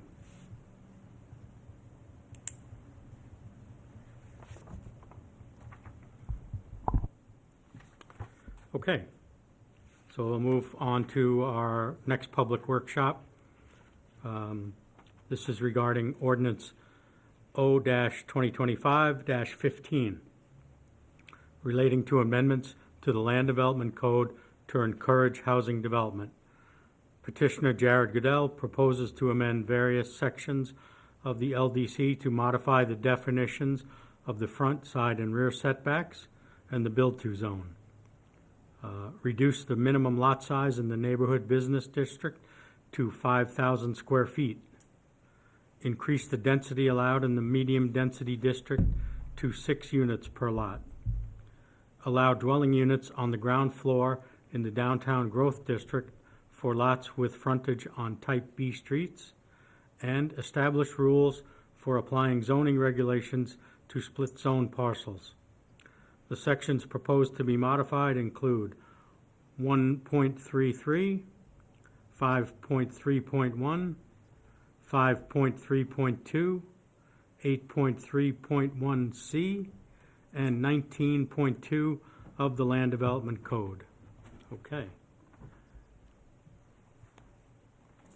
So I would invite Mr. Goodell.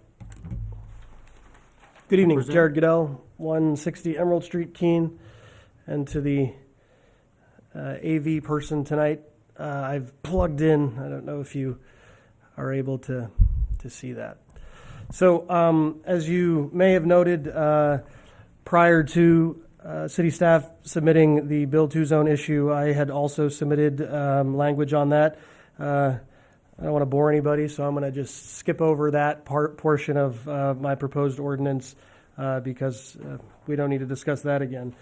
So I'm going to go to the second part of the proposed ordinance, which pertains to the purpose of the neighborhood business district, which is a unique zoning district that is along Marlborough Street. So this navy blue area right up here, these sort of all these navy blue parcels are all neighborhood business. And the reason why, as I understand it, the stated purpose of the zoning district is important is because that is what's looked at by various boards like the zoning board when they are granting a variance. You want to make sure that the stated purpose of a zoning district meets whatever variance they're giving. And so right now, if you look on the northern side of the neighborhood business district, these are all residential parcels here. And many of them on the south side as well are all residential. And also on the southeasterly portion of the neighborhood business district, most of those parcels are all residential. But I noted when I was working on a project that the current purpose of the neighborhood business district has no mention of residential uses in it, which would make it very difficult for a developer or a person who wanted to develop in the neighborhood business district to maybe get a variance, although housing or residential uses are allowed in that zoning district. So I just am seeking to amend the purpose of the neighborhood business district to include residential uses. Pretty benign. Any questions on that? Perfect. All right.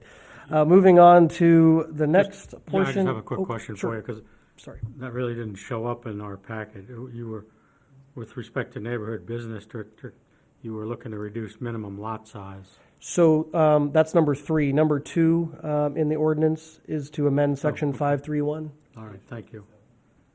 Yeah, on page 57, yep. All right, so on that issue of a minimum lot size, so again,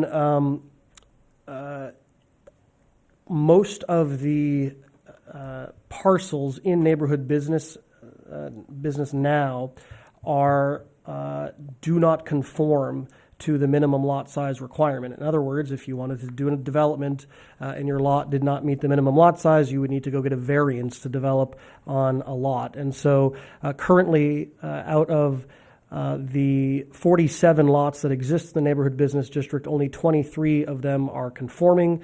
If you lower the minimum lot size to 5,000 square feet, you would get to 42 lots conforming to the minimum lot size, which again is just important. It cuts a piece of red tape out when somebody wants to go develop on a parcel that's in that zoning district. And I think that's why this zoning district was created, was to see revitalization on Marlborough Street in particular.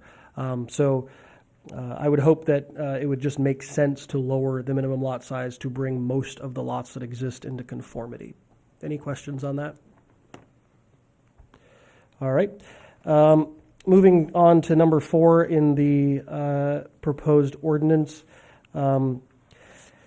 This deals with allowing up to 6 dwelling units in the medium density district, where right now the use standards are that no more than 3 dwelling units are allowed on a lot in the medium density district. So in that district, there are many large houses, so 3, 4, 5,000 square foot houses, and the way that we can really get to more units of housing in our community is to take these large houses and put multiple smaller units in them. So instead of having 2 and 3 bedroom units, you can have more 1 bedroom units. So if you have a 5,000 square foot house and you're only limited to 3 dwelling units, those are really big units. And it might not make financial sense for you to convert that large building into just 3 units. So what I'm proposing is that if the units are 600 square foot gross or less, that the code would allow for up to 6 units of housing in that particular structure. Now, the intent of this is not that you could build 600 square foot structures, new ones on a lot. It's really more with the intent of repurposing already existing large buildings in that zoning district. And I will admit that I could probably do a better job of defining that. And there's already some state law that does define on existing buildings. So I think that it would be well within this committee and the council to have language that says that this applies to existing buildings, if you so choose. There's another part of that, but I just want to take questions on that one first, if there are any. Councilor Remy. Thank you, Mr. Chair. I'm curious what the downside is of not including the language to say if every dwelling unit is not more than 600 square feet. And just with the intent of what you're requesting, why not just allow to 6, and why put the square footage requirement in there at all? That's the, because if the house is a 6,000 square foot house and they want to put 6,000 square foot units in it, I don't know why I would be against that, I guess, from an example. Huge house, obviously, but. Sure. I think, I think that's a great suggestion. I don't have a good answer as to why we wouldn't make that number higher if you chose. Thank you. I just was curious if there was a particular reason you were thinking about when you wrote that. Any others? All right, so the next part of that specific section is a use standard pertaining to a new use standard that would pertain to the downtown growth district. So currently, right now, in the downtown growth district, which I'll pull up on the screen here, there's a couple downtown growth districts. So just to go over them real quick, this parcel or these parcels here are in the downtown growth district, this white box, and the parcels are directly across the street. So just to make it real clear, the parcels here that I'm circling, this is, I believe, the church and the school out back, and the various buildings attached to the church there on Lower Main Street. This is, I believe this is the Wyman Tavern here, or the Horatio House. And then this is college property where there used to be a building and they tore it down and it's now a parking lot. So this is downtown growth. Across the street, so the post office and then the building next to it, I believe where the barbecue place is. And then more substantially, downtown growth is down in this area. So I think Gilboa Ave, down Emerald Street, on both sides. That's all downtown growth. And then on the east side of Main Street, down behind Community Way, this is also the downtown growth district, which I believe these are some manufacturing buildings here. So I think I've got all of downtown growth there. Did I miss any, Mary? I think I got it all, yeah. So right now in downtown growth, you cannot have housing units on the first floor. Now, I think that that should be changed. I think that you should be allowed to do that. Only, though, when you're on a type A street. Or should that say type B street? I think it should be type B street. Hang on one second here. I need to just pull up my type B here. So, because there are type A and type B streets within the downtown growth zoning district. And so the type A streets are the hashed blue lines here that you see. So you see Central Square in the circle there, and then down Main Street, that's a type A street. And then down Gilboa Ave, that's a type A street. All the other streets located in downtown growth are type B streets, and they're highlighted in this yellow area here. And so you could have lots in downtown growth that are in a type A street where, certainly on Main Street, those parcels, probably it doesn't make sense to have dwelling units there. But coming down Emerald Street and certainly down several of the other streets, Dunbar Street, those already are substantially filled with first floor dwelling units. And just to depict that for you, I wanted to take you for a stroll down Emerald Street. And so right here in this building, which I believe is 7 Emerald Street, there is Curry Copy up front, but this unit here is a first floor dwelling unit. Right directly across the street, there is a residential building here with first floor dwelling units on the first floor. Going further down the street, I think many of you are familiar with the Arcadia building, which is right here.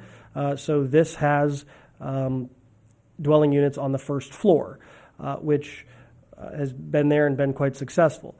Under the current zoning, that would not be allowed. Over on Dunbar Street right now, this is a type B street that would not allow for first floor dwelling units. But if you go down the street here, right off the bat, you have 2 buildings here with first floor dwelling units. Continuing down the street, again, more first floor dwelling units here. And this is all existing in the downtown growth district. Over on Davis Street, so coming down to where it's type B, this is a first floor, obviously residential home, and really all of the rest of Davis Street is all residential on the first floor. And not to bore you, but same thing with Spring Street, which is again, in downtown growth, but does not allow for first floor dwelling units. All of these units are first floor dwelling units. And then lastly, and this is where it gets interesting. So you remember, this is the parcel of land that I was talking about that the college owns, that's a parking lot today. So if we look at the map, you can see that that block, the Main Street side of that, is a type A street, whereas the other three sides of it, Davis, Wilson, and Winchester, are a type B street. So in theory, the way I see it, if this language were to pass, you would be allowed to have housing, first floor housing, go back up on this parcel of land, which I know there's been a lot of discussion about that parcel. That used to be housing on the first floor. I believe there was some on the west side of that building, and so why wouldn't we allow that again today? So I am proposing that dwelling units shall be allowed above the ground floor on lots with frontage on, it should read a type B street, not type A. That's an error of mine. I think it's actually okay.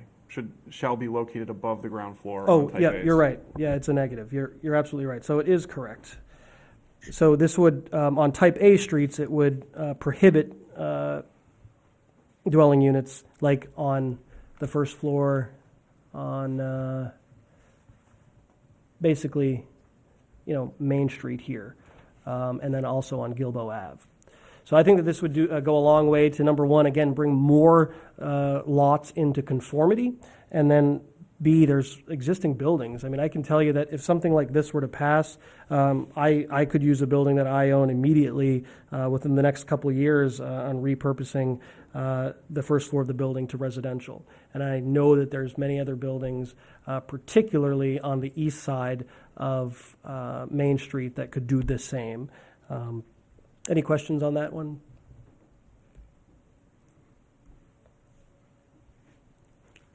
Councilor Williams. My question would be, is having dwelling units on the first floor beneficial for disability access?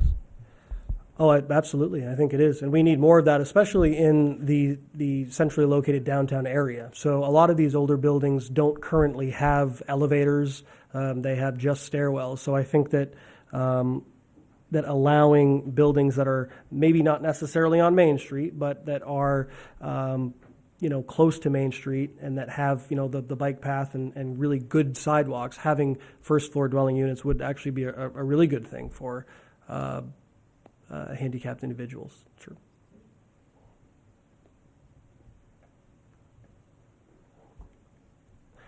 All right. Move on to my final amendment in the proposed ordinance, which is to amend section 19.2, nonconforming uses, to add some language concerning lots split by zoning district boundaries. So, believe it or not, there are several lots, and I own one of them, which is how I came to know this issue, where a single lot falls into multiple zoning districts. And so when that happens, it gets weird as to, are you allowed to do what you want to do on the lot? And more often than not, you are, but you have to use the portion of the lot that's in the zoning district that fits for whatever use you want to put in. And that can make things difficult. And I wanted to just show you a couple lots in the city, and there's actually quite a few, it's more than a couple, but one of them that the city staff put in their report, which is on Wetmore and Winchester Street. This is known, I think, as the Mint Car Wash. So this lot is located in 3 different zoning districts here. So this contiguous lot with the yellow highlight around it is in 3 zoning districts. And that's actually pretty common down Wetmore Street. So this is a single-family home, and the lot is highlighted in yellow. The home is located in the medium density, I believe that's medium density district, and then behind it, the backyard is industrial. Same thing on the lot next door and the lot here. And when you start to look at the amount of acreage that's located here on Wetmore Street that's has frontage with, on Wetmore Street with residential, and then, you've got multiple acres that are industrial, with no frontage, it sort of begs the question is, do we need to update the zoning maps, or could we put some language in here that can sort of be a catch-all to these problems? I want to take you to another parcel up the street here to just illustrate kind of how crazy these things can get sometimes. So right up in here, this is on Washington Street. And so here you have the old Fran's Garage, which is located in two zoning districts, or it may still be. You can't see the yellow highlight because it's yellow, but there's two zoning districts here. The building is actually in two different zoning districts, which could be a problem if the building sells and they want to put a new business in there, where you might have one allowed use in commerce and a different use, obviously, in the I believe that's low density housing, or is that low density, right?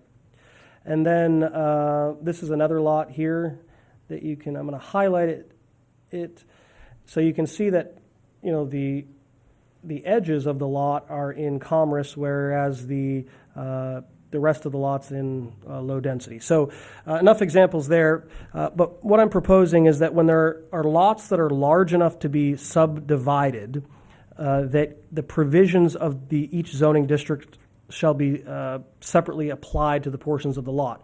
In other words, if you have a giant lot that could be subdivided so that you have each subdivided portion of the lot in its distinct zoning district, then the zoning parameters of that piece of the land have to stay.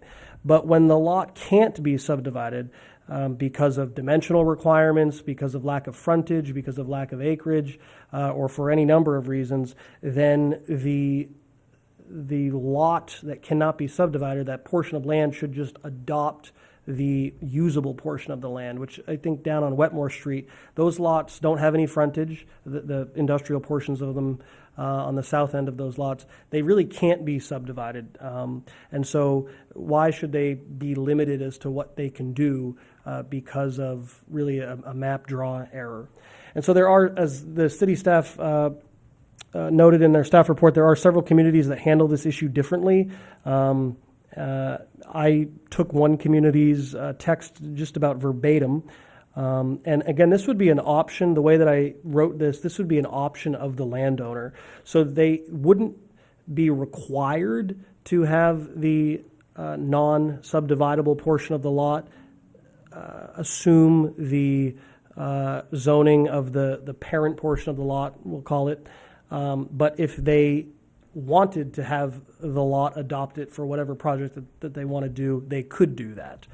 And city staff has told me that this issue has, believe it or not, come up in the past on several occasions. So it is not, although it's sort of a very niche issue, it is something that actually does come up and cause problems for developers or people who want to do something with their land. Any questions on that one? That is all I have. Thank you. Thanks. I'll leave this connected just in case there's any questions that require it Sure. after the staff report. So at this time, I'd like to invite staff up for their staff report.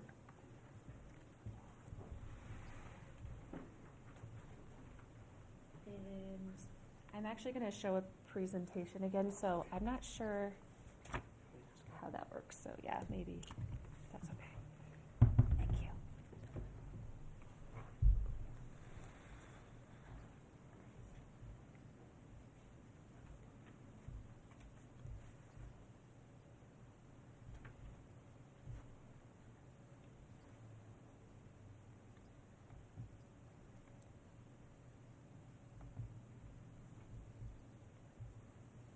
If my computer will let me.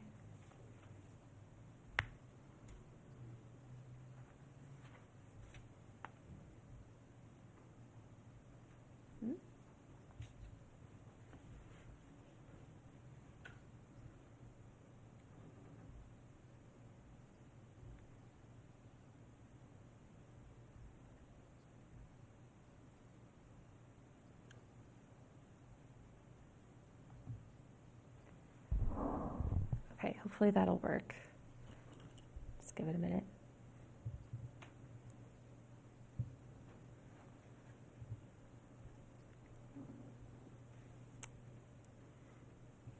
I don't know if the AV, can you see it on the screen? Okay, yep, there we go.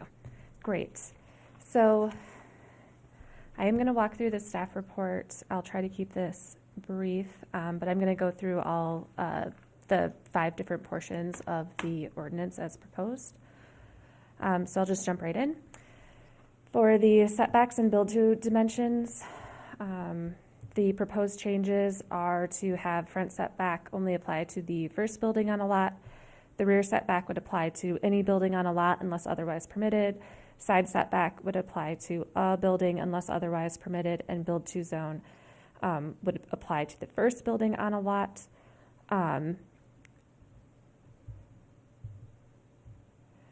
So when we were kind of going through this and trying to look at what the potential impacts could be if this ordinance, this portion of the ordinance were adopted as presented, it would be a change to how we currently treat setbacks. It could potentially over time change the look and feel of residential neighborhoods with established building frontages, because again, you'd only have, once one building meets the front setback, any other buildings could not meet the front setback. So that could be, you put your shed in the back, that meets the front setback, and then you could put other buildings closer to the street, which really the main impact is just that it would kind of be out of character with the other buildings along the street, and it could, on corner lots, I think it could be an issue with the site triangle for turning. Which is why in residential districts today, we have an increased setback on a corner lot for the side setback to kind of make sure that there is that clear space for those sight lines. However, on the flip side, it would also give people more flexibility about where to put buildings on their lot. So those are the potential impacts. As far as consistency with the master plan, I didn't really find anything in the master plan that would support changing setbacks in areas outside of the downtown. However, within the downtown districts, I think that having more flexibility to build outside of the build-to zone may be appropriate if we're protecting that street facade and the pedestrian realm, as was discussed during the earlier workshop this evening. Are there any questions on that portion? Okay.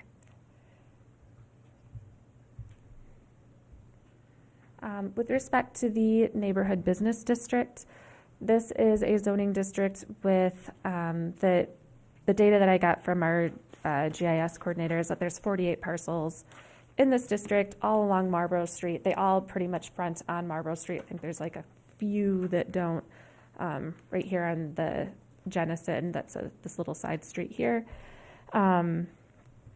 This district was formed at the same time that the BGR, the Business Growth and Reuse, and the Residential Preservation Districts were formed along Marlborough Street, which is part of the Marlborough Street rezoning project in 2017. So those 3 districts were sort of created at the same time. And the intent statement, as the petitioner noted, doesn't mention residential uses. However, residential uses are allowed in this district, and so I think it makes a lot of sense to include residential in the intent statement. One thing that we did notice, though, when we were going back and looking through the materials for that ordinance and why it was adopted the way it was adopted, at the time, City Council felt it was really important that these districts along Marlborough Street be considered downtown districts for the purposes of the 79E incentive zoning. So in order to be eligible to be part of a 79E district, which is for downtown revitalization, it has to be a downtown district. And so hence why that area is in the intent statement, it's called out as being an additional downtown district. So the one sort of caveat or suggestion that staff would have would be to keep the reference to this district as being an additional downtown district, and then just add in the residential uses. That's it. With respect to the uses allowed in this district, again, almost all of the residential uses are allowed here, so that includes dwelling above ground floor, multifamily dwellings, single family, and duplexes. There's a bunch of commercial uses. Many of these uses have size limitations, and they're really meant to be smaller scale neighborhood serving businesses. If you look at the dimensions in siting and the build out, it's about the same size as a residential lot, and I think that goes back to the fact that these were residential lots. And the vision that City Council had, just going back through the minutes and everything, was for this to become more commercial, but they wanted it to be smaller scale and compatible with the neighborhoods that they immediately abut. And so this is where we have a 5 to 10 foot build to zone. The lot size is 8,000 square feet. Maximum stories above grade is 2 or 35 feet. That's all very much in keeping with the residential districts that it's near. And looking at the lot sizes, 24 out of 48 lots are less than 8,000 square feet today. So that is a very high percentage that does not conform to the minimum lot size. So that definitely is a red flag. So I think that, as the petitioner noted, reducing the minimum lot size would make a lot of the lots in this district conforming with respect to lot size. That being said, this is also a district that is highly built out already. So I do want to note that for lots that are less than 8,000 square feet today that have a use on them, they're allowed to continue. It's just if somebody were to completely start over on that lot and put in a new use and everything, that they would run into some sort of hardship. I still think it's important to reduce that hardship if possible, but I just wanted to note that for the ones that are there today, they're considered to be legally non-conforming and can continue existing. See here.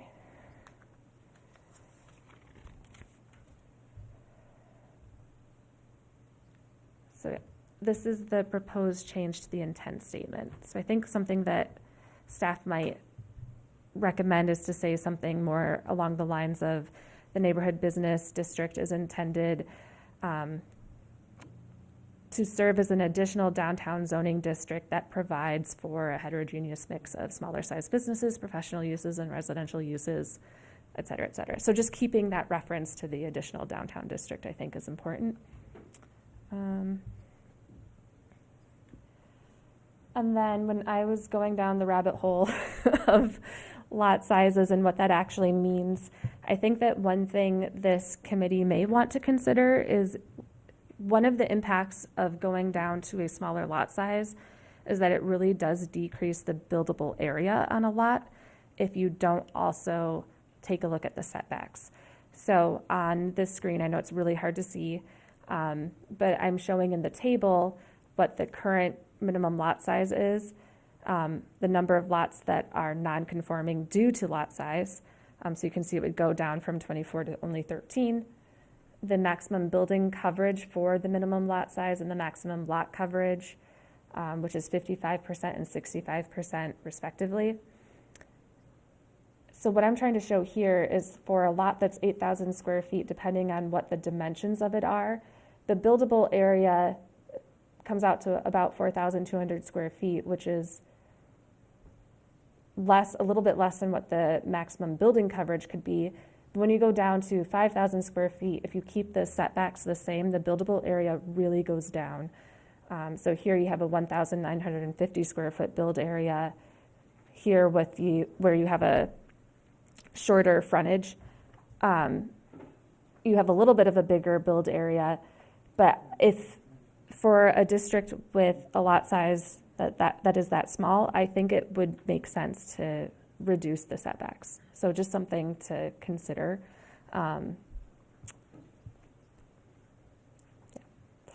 Any questions about that? Councilor Mosley. What are the current setbacks and what would you recommend them being reduced to? Yeah, thank you. So, sorry, I'm showing them on these diagrams that you probably can't read. So it's 10 feet, I think it's a 5 to 10 foot build-to zone for the front, Okay. and 10-foot side setbacks, which again gets doubled if you're a corner lot, so it would be another 10 feet, I think. And then a 20-foot rear setback, I think, is what's really limiting the build area. I would almost recommend, Having it? yeah, exactly, if you go down to 5,000. It just gives more flexibility. And there are a number of accessory structures that can go up to 10 feet of the rear lot line already anyways, including accessory dwelling units. So I don't think it'll have a huge impact to reduce the rear to 10 feet, but it will increase the buildable area significantly. Yeah. And I didn't realize this until I started going through this exercise, so yeah. Okay. In terms of consistency with the master plan, I know I already talked about this area, but this is, again, in that traditional neighborhood mixed-use area. It's an area that's identified as being appropriate for more growth. And it specifically says that it is well-suited for increased growth and density if attention is given to compatibility with existing neighborhoods. A smaller minimum lot size would encourage a more granular development pattern, and it would, that's more typical of like an urban area. It could also promote more pedestrian activity along the streetscape if the area is developed with appropriate building placement and activation.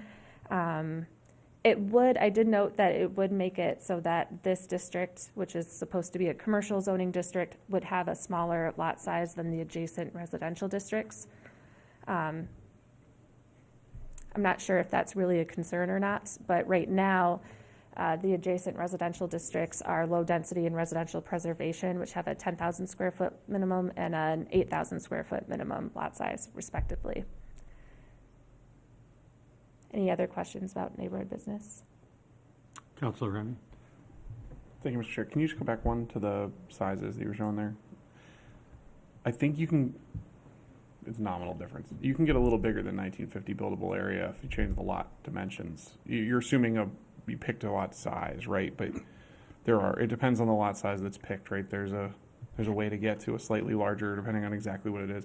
But Yes. to your point, it's incredibly tight, no matter what you do. Yes, the effect that setbacks tend to have is that they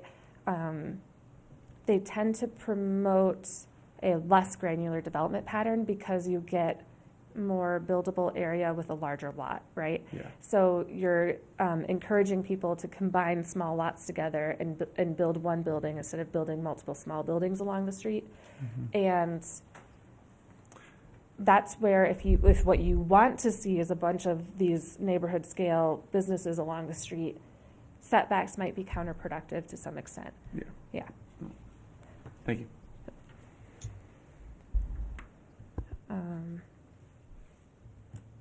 Okay, I'm going to move on to the medium density district. So this is a residential zoning. Oh, okay. Councilor Haas? Thank Yeah, you. thank you, Chair. Mary, do we know how many of these buildings that are on non-conforming lot sizes have non-conforming setbacks associated with them? Any idea of that?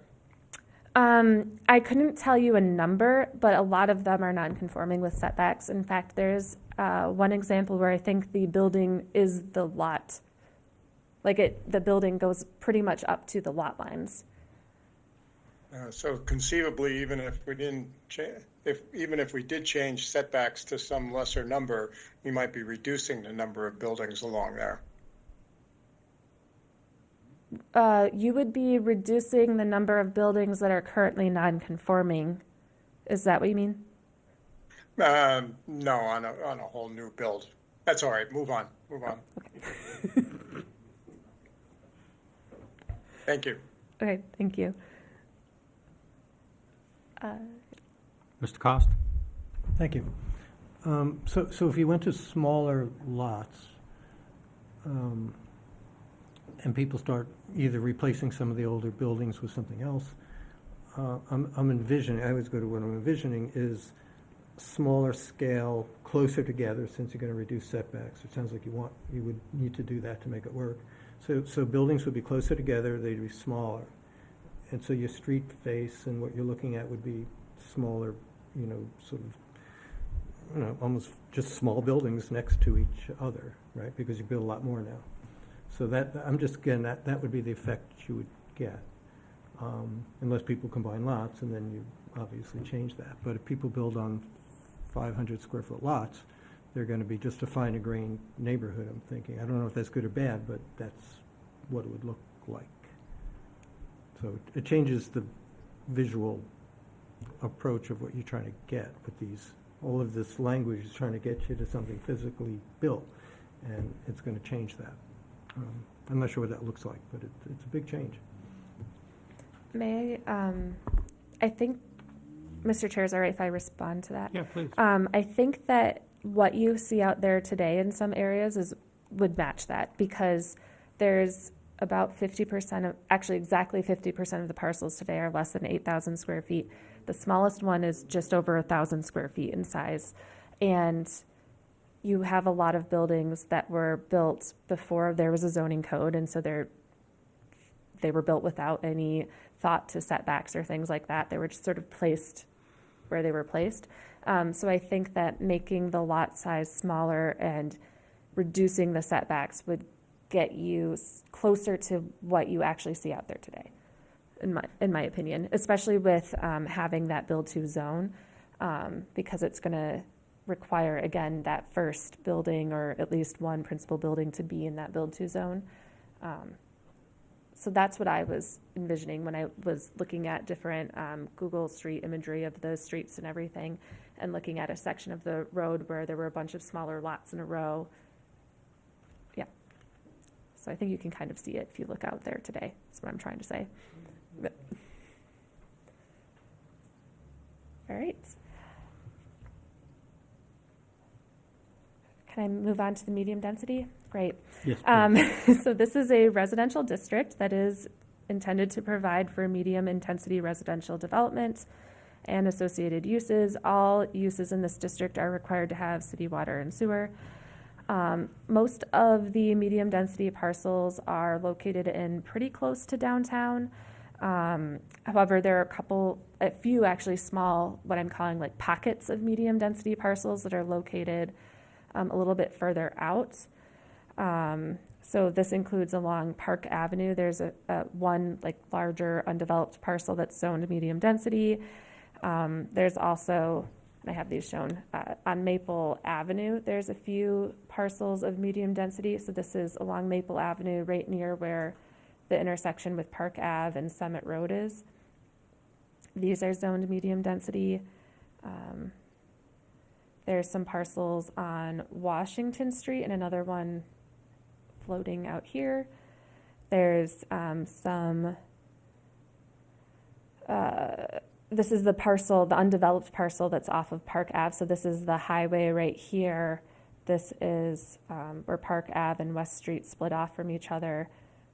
This is a parcel owned by the state that's zoned medium density. And then there's another, I think, couple of parcels on Route 101, really close to the town line with the town of Marlborough that are zoned medium density. But all of the rest of them are really closer into the downtown. So we've got some over here in what I kind of think of as like the School Street neighborhood. We have some in the north central neighborhood, sort of between the high density and the low density parcels. Some kind of just behind some of the office zone parcels. We have East Keene kind of over by Pat Russell Park up to where the valley wall starts to go up. So that's where medium density is today.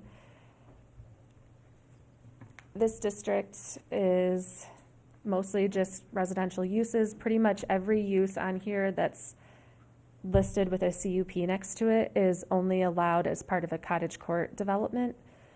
with the exception of a small group home.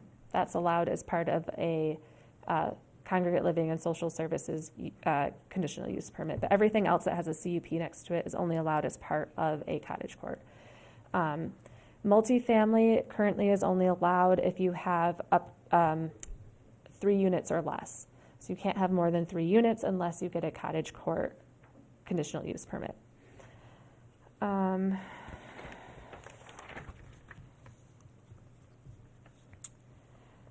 So this ordinance is proposing to allow up to 6 units as if each unit is no more than 600 square feet in gross floor area and size. This type of development would already be allowed today with the cottage court overlay development. So really the main effect that this change would have is that it would allow that to happen by right instead of going through the CUP process. This could have an increase in impact on the surrounding neighborhood. There might be a higher demand for on-street parking, increased traffic, issues with, screening and trash areas, things like that. However, because this is a residential zoning district, unless it goes through the cottage court process, all of those units have to be in the same building, which means that some sort of planning review would be required. Depending on what level of review, if it meets the threshold for a site plan review, there would be a public hearing and a public process. If it doesn't meet the threshold, it could be done as an administrative planning review, so you could kind of address some of the impacts that way. But the flip side to that is that there wouldn't really be an opportunity for neighbors to learn about the development ahead of time or participate in the process, and be able to voice their concerns. So it would make it easier to do more development and add more density and units by right, and possibly without going through a public process for the neighbors to find out about it. So I'm not entirely sure if these neighborhood areas have heard about this proposed change yet, or how much time they've had to learn about this and share their thoughts and concerns. So I would say for this piece, I would recommend continuing just to give the neighborhoods more time to learn about this so that they could share what concerns they might have, if any. So that's our recommendation as staff, but curious to hear what you all think. Councilor Remy? Thank you, Mr. Chair. I'm curious, so we're going through the thresholds we went through thresholds of what triggers what level of review. Could you be specific and say in medium density districts, anything in excess of 3 units requires a planning board review?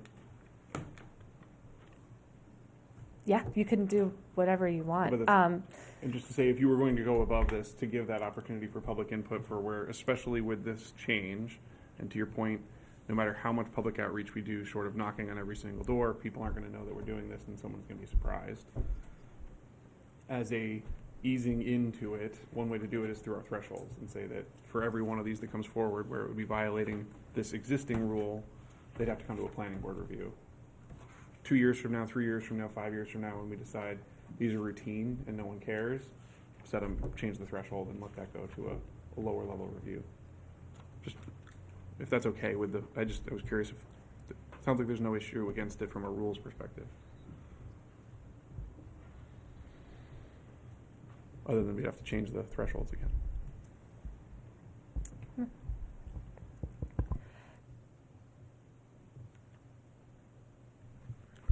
Mr. Cost? Thank you, Mr. Chair. So I'm looking at this image, and I mean, in theory, to take a 6,000 square foot house and make it into more apartments is a great thing. I mean, we're doing all these things to try to get there. But it does bring up not so much the people, but the cars. And so I could see these neighborhoods becoming nice Victorian buildings or these kind of buildings surrounded by or paving somehow, which adds a huge amount of impervious surface and runoff and all the other stuff that we're worried about too. We just had I guess our FEMA floodplain, we're all going to be swimming soon. So I'm concerned about that impact of taking this. And unless we do something about, really think about street parking, where you already have pavement, and then people park on the street where you're not adding impervious parking, and you could deal with that maybe. But if we're going to take these houses and start turning them into 6 units all the time, solves the problem of people housing, but it creates a lot of other problems and could have even just plain old visual impact into neighborhoods. So, and then everything else you were just talking about. And Councilor Remy's question earlier about why 600 square feet, that seems arbitrary. Could be if you could get 6 units in a building that are 1,000 square feet, why not? So anyway, just some things to think about, because it has a lot of impacts, again, of what's going on the ground. Thank you. Councilor Bosley. Thank you, Mr. Chair. So when you read through the land development code, all of the different districts have a percentage of buildable, percentage of green space, percentage of impervious surface, and every unit is required to have 1 on-site parking space. So you would be limited by the number of units that you could install in a building based on those parameters, if that makes sense. I'm not looking at the medium district right now, but I'm sure Mary could find it for us pretty quickly. It's probably like 30% of the lot has to remain green space. 40%. 40% is the minimum green space on open space. Yep. Right, and so, and there's a number of percentage for impervious surface. Yep, it's a 45% maximum building coverage and 60% maximum impervious coverage. So you would, if your building took up 45%, you'd be allowed 15% for parking, and you would only be able to fit, as a percentage, however many spots. Maybe a 3-unit building, you might be able to get 2 more spots in, and you would be limited to the number of units based on those extenuating circumstances. You can't read the eye chart? That's what's on I cannot. I can see the pretty photos, but that's about the extent of what I can read. So, usually I bring my glasses when I come into this room. But yes, so I think that, a lot of times we talk about things in this enlightened sort of way of, oh, this would be grand or this is an option, but there are other limiting factors that control some of these variables. And I'm also not tied to the 600 square feet. Councilor Haas. Yeah, thank you, Chair. Just to point out, while all in favor of densification, particularly in the downtown areas, I'm not so sure that the residents of these medium density districts don't feel densified already. I think we need to walk carefully here with pushing more more residents and more apartments into these spaces, which we should do. We should do it, but we should walk carefully with it. Thank you. Councilor Madison. Thank you. I agree to an extent with Councilor Haas, but living in the medium density district on Elm Street, we have a lot of lots that are less than half of the minimum lot size, that are less than 3,000 square feet. My own lot is only 6,500 square feet, and I have 2 apartments on there. So in that, I get that there are definitely parts of the medium density district that are, a little more spread out. There are a lot of non-conforming lots in the medium density district. Mm-hmm.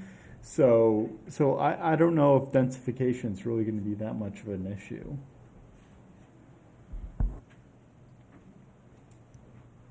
Councilor Williams. I guess one reason I like densification is it gives us more call to demand better city services. I live on the east side. This is my neighborhood. Our sidewalks are still pretty bad. Maybe if we had more people there using them, causing demand for them, we could get some better services there. That's supposed to be one of the advantages of density, isn't it?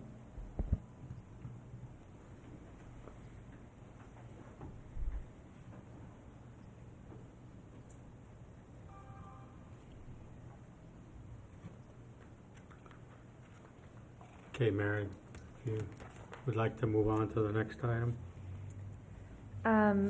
Just trying to remember, make sure I didn't miss anything.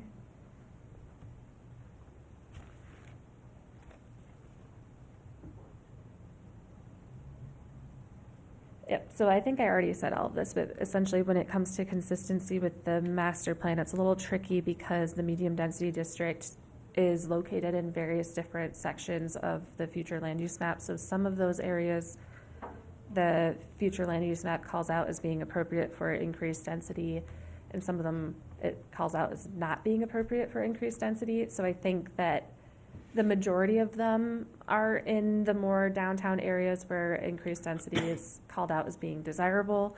But again, I think engaging with the neighborhoods a little bit more proactively could make sense for this. And then the last one, or the second to last one, excuse me, is the downtown growth district. So the image up on the screen, the parcels in dark gray are the downtown growth and blue is the downtown core. The intent statement for the downtown growth district states the downtown growth district accommodates the reuse of existing structures within downtown Keene, as well as new construction of significant size. It is intended to provide the flexibility needed to create a mixed-use environment suitable for commercial, residential, civic, cultural, and open space uses in areas of downtown where growth is desired, with standards for new construction and infill that complement the walkable urban form of Keene's downtown. This district is basically located along the old railroad lands and allows for pretty high-intensity uses and lots with higher massing and scale than pretty much any other district in the city except for maybe downtown core. So for example, the maximum height is 7 stories or 85 feet. Allowed commercial uses include bars, event venues, funeral homes, restaurants, indoor recreation entertainment facilities, and light retail. The zoning requirements for this district vary slightly based on the adjacent street type, which can be either type A or type B, which is shown up on the screen. Type A streets are defined as those streets and/or pedestrian rights-of-way that are designated as areas of greater focus for the design and placement of structures to ensure consistent walkable pedestrian orientation. Type B streets are all streets and/or pedestrian rights-of-way within the downtown core and downtown growth districts that are not classified as type A streets. They allow for a little bit more flexibility in design and the placement of structures, as well as consideration of both walkability and the interface between building design and automobile transportation. And so as you can see from this map, right now, the type A includes a short section of Washington Street, a short section of Court Street, all of Central Square, Main Street down to the Winchester Street, Marlborough Street intersection, and then Gilboa Street up until where it makes that turn to get to West Street. Not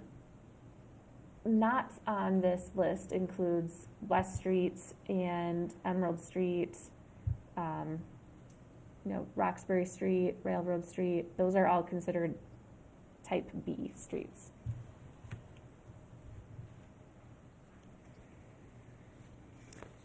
So this ordinance is proposing to allow multifamily dwellings on the ground floor for properties that have a frontage on a type B street. So again, everything that's not that dotted dash blue line. So because these are areas where the community has voiced a desire to see the downtown development pattern extend, so having that active streetscape, residential uses on the ground floor in some of these areas may be undesirable for a few reasons. One of the issues could be privacy concerns for residents. Our downtown district does require really high transparency on the ground floor, so a lot of windows. So along a type A street, it's a 50% transparency, and along a type B street, it's a 40% transparency. And again, that goes back to the pedestrian atmosphere and the walkability. For residential uses on the ground floor, having that many windows could cause privacy concerns if the units are right up against the street. There can also be noise issues associated with having a lot of foot traffic going past a unit. And it creates these sort of dead zones along the street where there's a lack of interaction between the street and the building. And so going back to this whole concept of having the building activation, residential uses are generally not recommended in areas where you want to have that really active street facade. However, that being said, I do think it is appropriate for residential uses to be located on the ground floor on the interior of the lot, so set back from the street. I don't know if this board recalls the Commerce District, but I think the solution that you came up with there was that residential uses are allowed on the ground floor, but you have to have some tenantable commercial space along the primary street frontage. I think something like that could work really well here, where along the street you have something that's not residential to keep that pedestrian atmosphere, but then behind that you could have residential uses. So that's something to consider.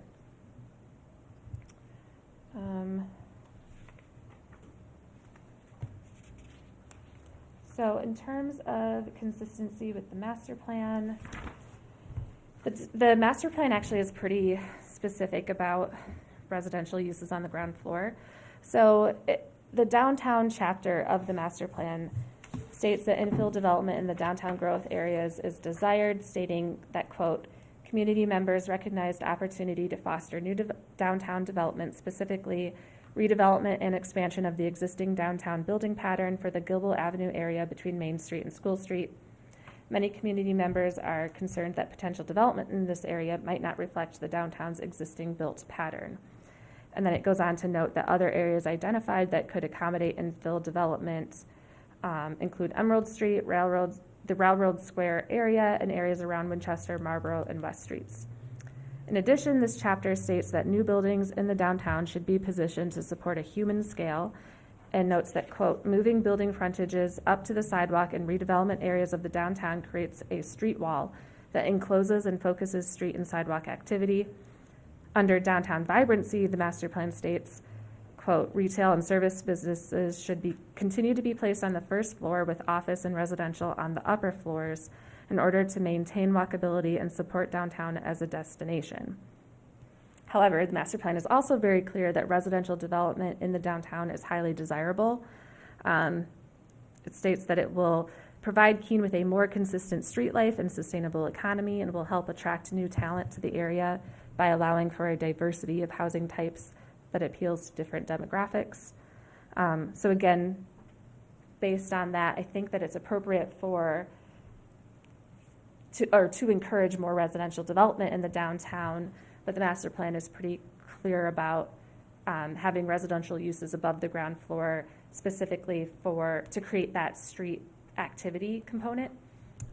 So I think that if the board were interested in doing something similar to what you did with the Commerce District, that could be appropriate here. So,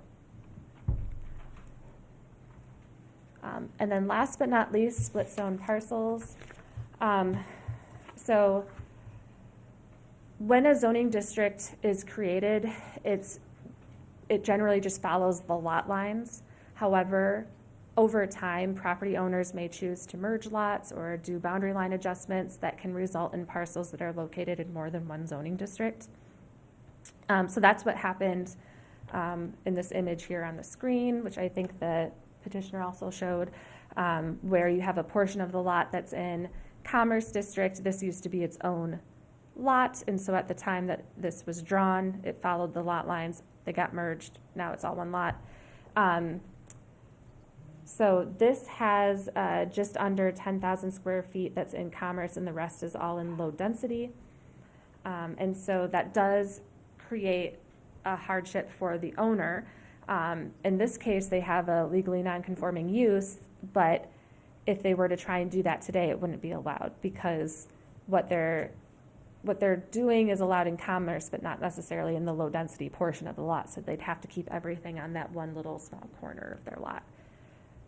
The other example, which I included in the staff report, is the Mint Car Wash site on Winchester Street and Wetmore Street. This is another lot that used to be separate lots that got merged. Now they're in partially in high density, commerce, and industrial. There's about just under 10,000 square feet in commerce. I can't remember exactly how much is in high density. I think it's around 10,000 or 12,000, something like that, and then the rest is in industrial. So what this ordinance is proposing to do is to create rules written out in the land development code for how we treat these split zone parcels. Today, staff treats them as if, almost as if they're like sub parcels. So the portion that's in high density on this lot would have to comply with the rules for high density, and the portion that's in commerce has to comply with the rules for commerce, and the portion that's in industrial has to comply with the rules for industrial. And really, a property owner's only recourse is to either go through the map amendment process and get it all put into one zone, or they have to just live with those rules. And I think that many communities have chosen to give property owners more flexibility than that. Right now, I don't think we don't have anything to rely on to do that because our zoning code is silent on how to treat split zone parcels. So this proposal would be, again, for lots that are large enough to be subdivided, the provisions of each district would be applied separately to each portion of the lot. So in this example on the screen, the high density parcels are big enough that they could be subdivided off and still meet the standards for high density. So the rules of high density would apply to this portion. But then if the lots are not large enough to be subdivided, which is the case for the commerce portion, they could be treated the same as the largest share of the lot. So again, this is just under 10,000 square feet. The minimum lot size is 15,000 square feet for commerce. So in this instance, the property owner could choose to have this portion of the lot that's in commerce be treated as if it were in industrial.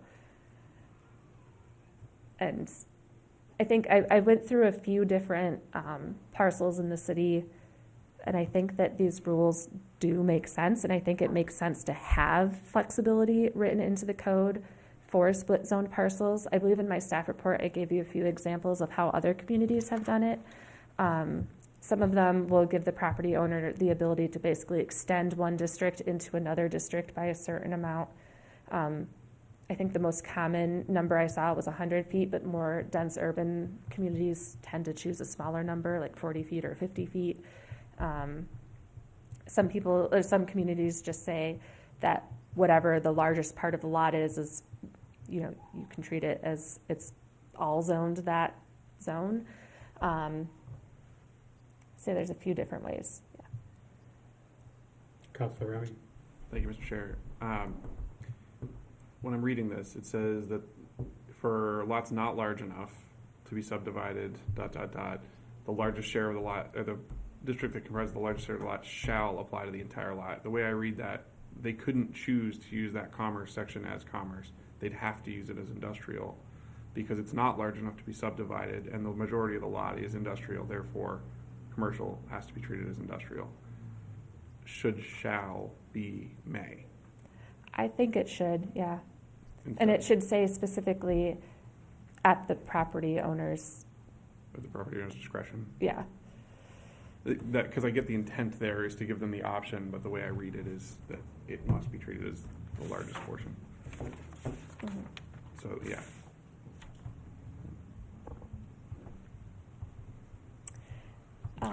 And then. Councilor Jones. Oh, okay. Sorry, this is my last thing. I think that in terms of consistency with the master plan, this one to me is very consistent because the top priority of the 2010 master plan was to make our regulations more clear, consistent, and easy to understand. And right now, a property owner would have no idea, looking at our code, how their property should be handled if it's in more than one zoning district. They'd have to call and talk to staff to figure it out. And so I think making it clear in the code either way is important, and it is in line with what the master plan from 2010 was calling for.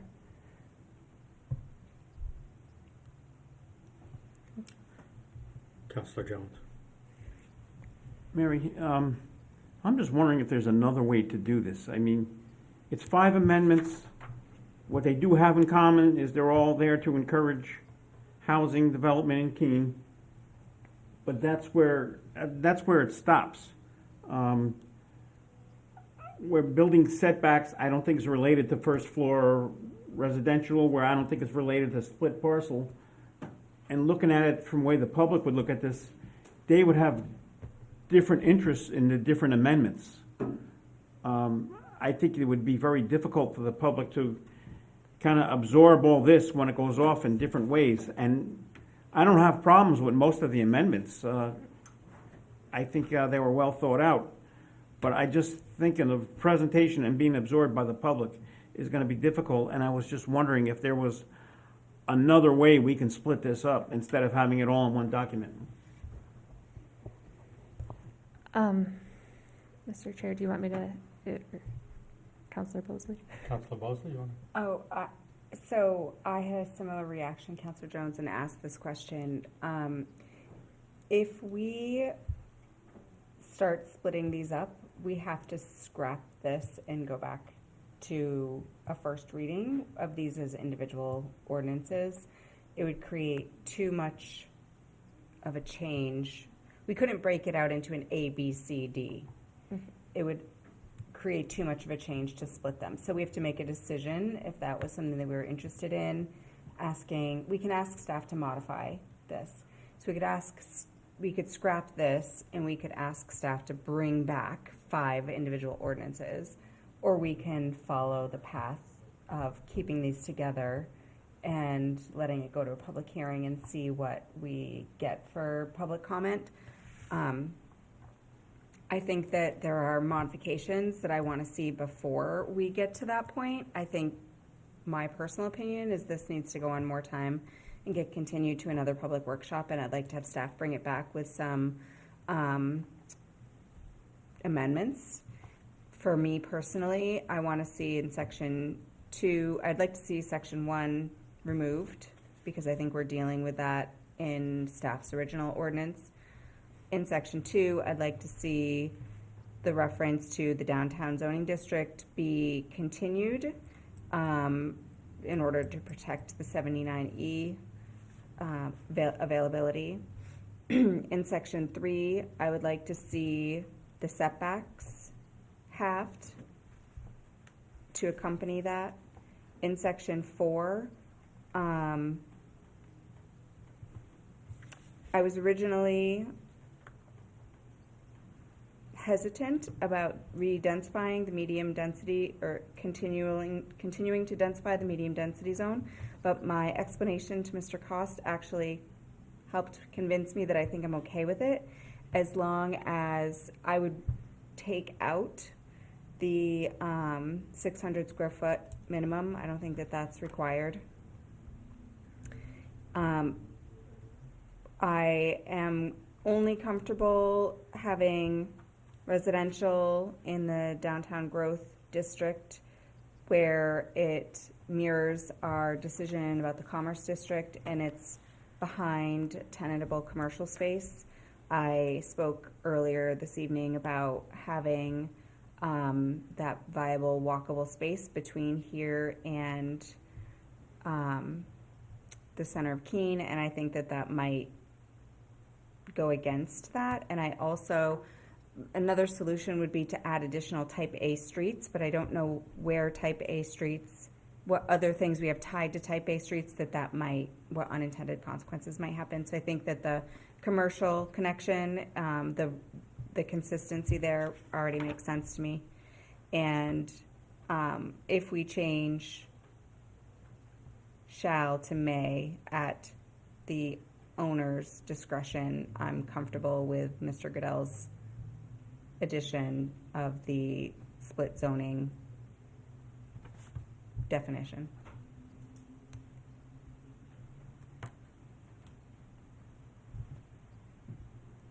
Councilor Remy. Thank you, Mr. Chair.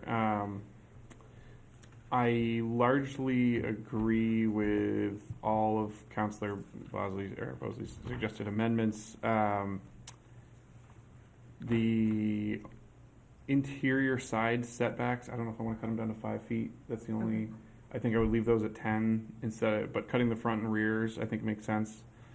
And the corners, I think it's a safety thing we got to be careful about, so I would almost leave the corners Leave the alone corners, because it's a safety fine with thing. that. But minimums are the front and rear. I can understand where you're going with that.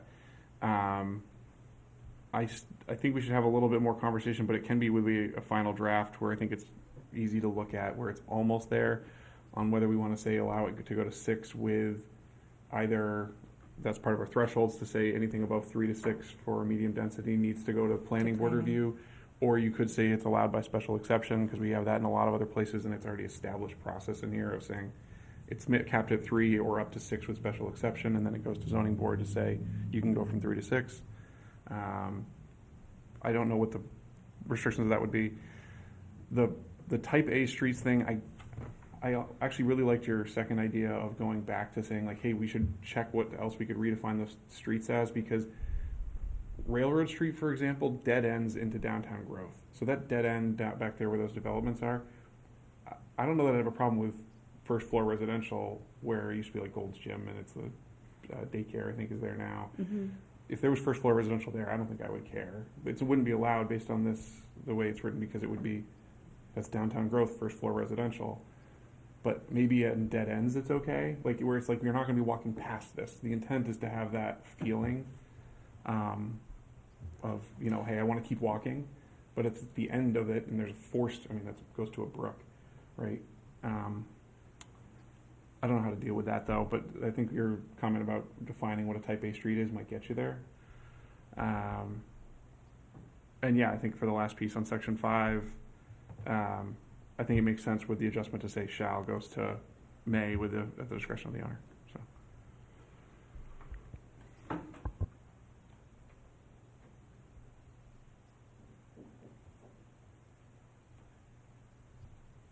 Seeing no other comments from the committee, Ed?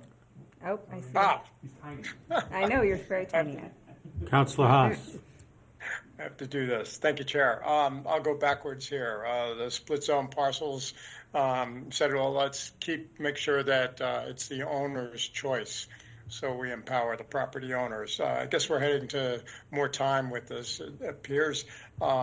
As far as the residential dwellings on the ground floor, we're defining that out of the street type now, and councilors before me got to where I was going. I think we should reconsider what streets should be type A streets, especially in light of the new master plan and the potential development we want to see on the west side of Main Street, out West Street and out Emerald Street. I think we might have more type A streets that we'd like to see, or less in some instances. Thank you. Mary, if I can just add, when you bring this back to us, assuming this gets continued, can you bring all of the things that are affected by the street typing?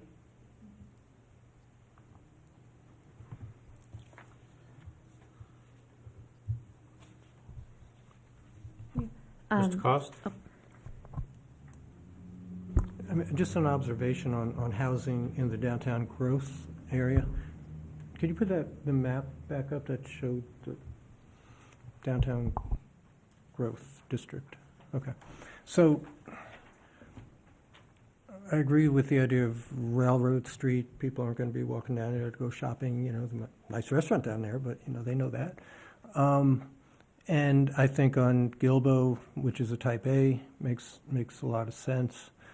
Buildings would be, as we're talking about, tall buildings facing the street with stores and shops and restaurants on the first floor. And I understand if we build more buildings and more housing, more apartments, there'll be more people, so they could support more businesses. So you could have more. What I'm concerned about, if we get too many, I've seen it where there's, like I lived in Alexandria, Virginia, and after a while there were a lot of empty storefronts. Everyone had to build first floor, lots of glazing, lots of windows, apartments on top, but they just couldn't fill the businesses at some point, even in a place like that, which is really big and vibrant. And I do want to just mention a housing type that works, I think, gets a little away from what you were talking about, Mary, about the noise and the privacy. There are housing types that could be on a first floor, where often you would walk into the first floor level. It's a place where you put your coats and you do all kinds of other things, and then you go upstairs and your living level is above that, kind of not quite a flat, it's a 2-story or maybe a 3-story. So there are things that could be built that way, and that can be very interesting. I mean, people do like to walk through, streets in Brooklyn and streets all over the place looking at apartments and houses and townhouses. So I wouldn't want to totally rule that out, and it seems like a balance of how much on the first floor can we actually absorb so we don't end up with a lot of empty glass fronts, and where you maybe can give in on that a little bit. So I don't know how to work that flexibility in. I'm all for having, a main street going down Gilbo and other places, but maybe we can't really do it everywhere. And so just something to think about, and that there would be ways to build a really beautiful city with residential of a certain type. So, thanks. Okay. I would like to kind of drag us back to the procedural part.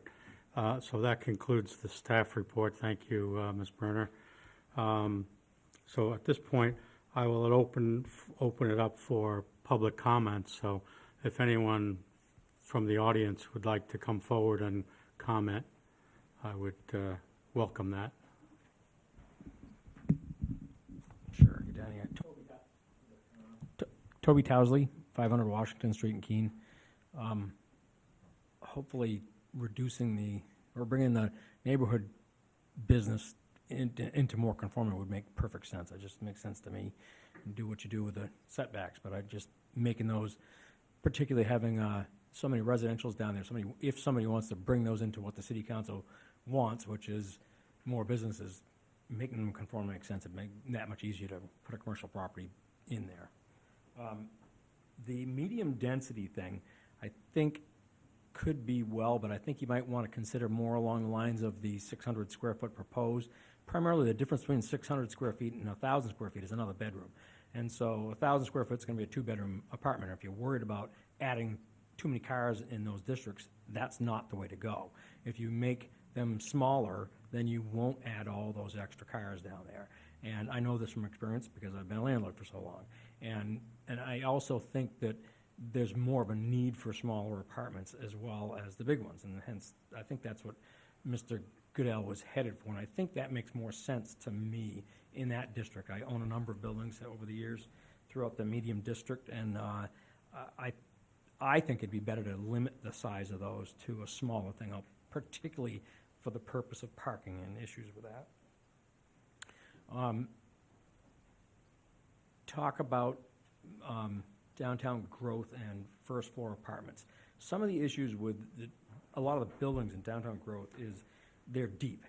You see the same place on downtown itself. The buildings are deep, and I think this is some of the reason you see failures of businesses downtown, because the available units for commercial are deep. They're big. Not all businesses want to be deep and big, And so when you've got, something that's 200 feet deep, what are you going to put in there for a business that's going to be sustainable for long term? So it makes a whole lot more sense about making apartments maybe in the rear. I would encourage that even on Main Street, on any of the districts, on type A streets. What does it matter? You got commercial spaces up in the front, you're walking by all that visual like you're talking about. Let them build out in the back. I mean, that makes sense to me, and I would strongly encourage that for all districts on all streets. It just makes sense. And as far as the split zone, I mean, that's just a no-brainer to me. I mean, we've had issues with this for years, and I think this clarifies it. It certainly ought to be at the discretion of the landowner. I think that's what Mr. Goodell had proposed. I don't know how it got to be shall, but it should be up to the discretion of the owner. Thank you. Thank you.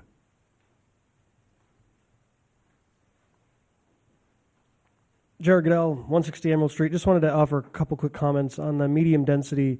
I just want to point out that I think you could again say existing buildings is what this applies to on the additional units. The purpose of all of these proposals is to cut the red tape process. And so I would hope that you wouldn't go the way of conditional use permits or special exceptions for that, because the purpose of this is to stop people from having to come to meetings like this and bring it forward. And on that note, regarding the public, I paid money to have this thing noticed out. So people got noticed in the newspaper. Some people got certified mail. One person showed up. And that, I'll go back to that in a second. Regarding privacy, so Mary had mentioned windows and large windows and transparency, and I would just point to the Colony Mill. I mean, there's first floor units there, and those windows are big, and there's a waiting list there. So people are okay with, having people be able to peer in their big windows into their living room. To, I think Mr. Towsley just mentioned it, and there are a lot of vacant storefronts. So this would, allowing first floor apartments would, sort of eat up that vacant storefront space, which I think is important. And then lastly, to Councillor Jones's point about why did I submit all of these things on one ordinance? Because it costs money. It costs almost $300. So if I were to do that 5 times, I'd be in for a lot of money. So that might be something to look at, by the way, because it does cost money to get involved in making things better. That's all I have. Thank you. No? Okay. I'm going to close the public portion of the workshop. Thank you for your comments. Councilor Remy. Thank you, Mr. Chair. Just on the commentary on the public input, my point on that was more, so I actually live in medium density. I wasn't noticed necessarily, right? It was, yes, there was a notice in the paper, and that is the proper process, but I think the intent staff had was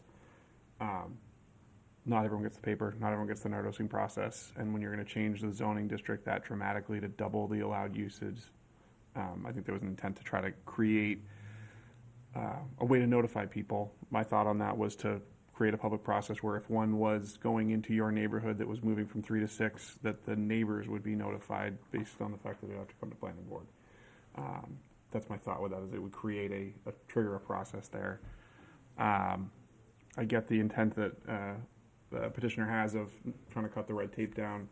I'm trying to balance that with, the needs of the neighbors, and it's a hard line to walk there.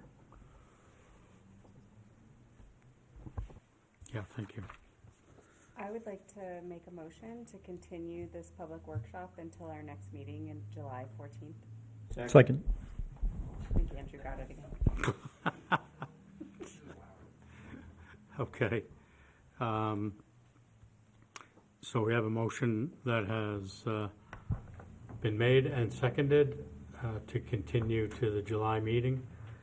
Any discussion or comments?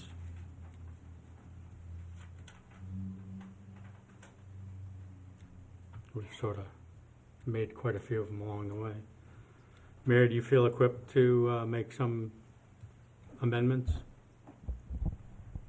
Thank you, Mr. Chair. I do, yes, I've been trying to take down notes, and I know I'll have the recording and everything as well. One thing I did want to point out is to Councillor Remy's point about wanting there to be a public process.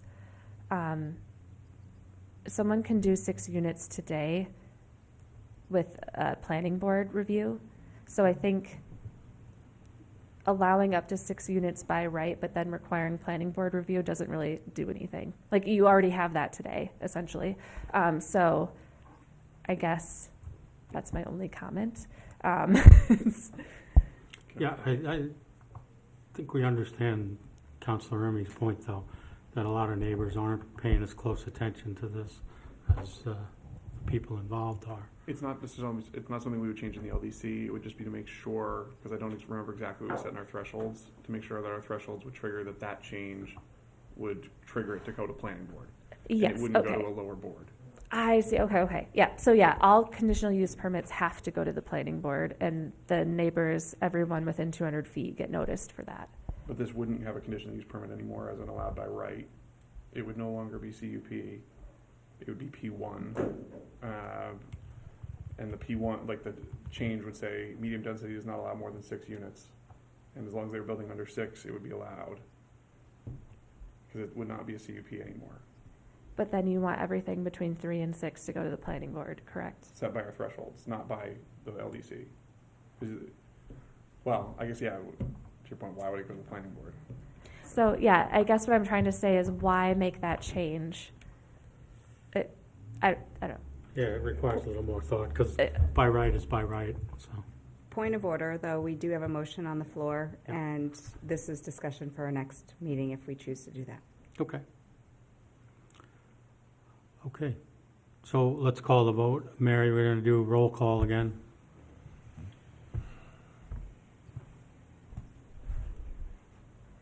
all right, Harold Farrington, Yes. Counselor Remy, Yes. Kenneth Cost, Yes. Armando Rangel, Yes. Brandon Markelin. Yes. And then for PLD, Kate Bosley, Yes? Phil Jones, Yes.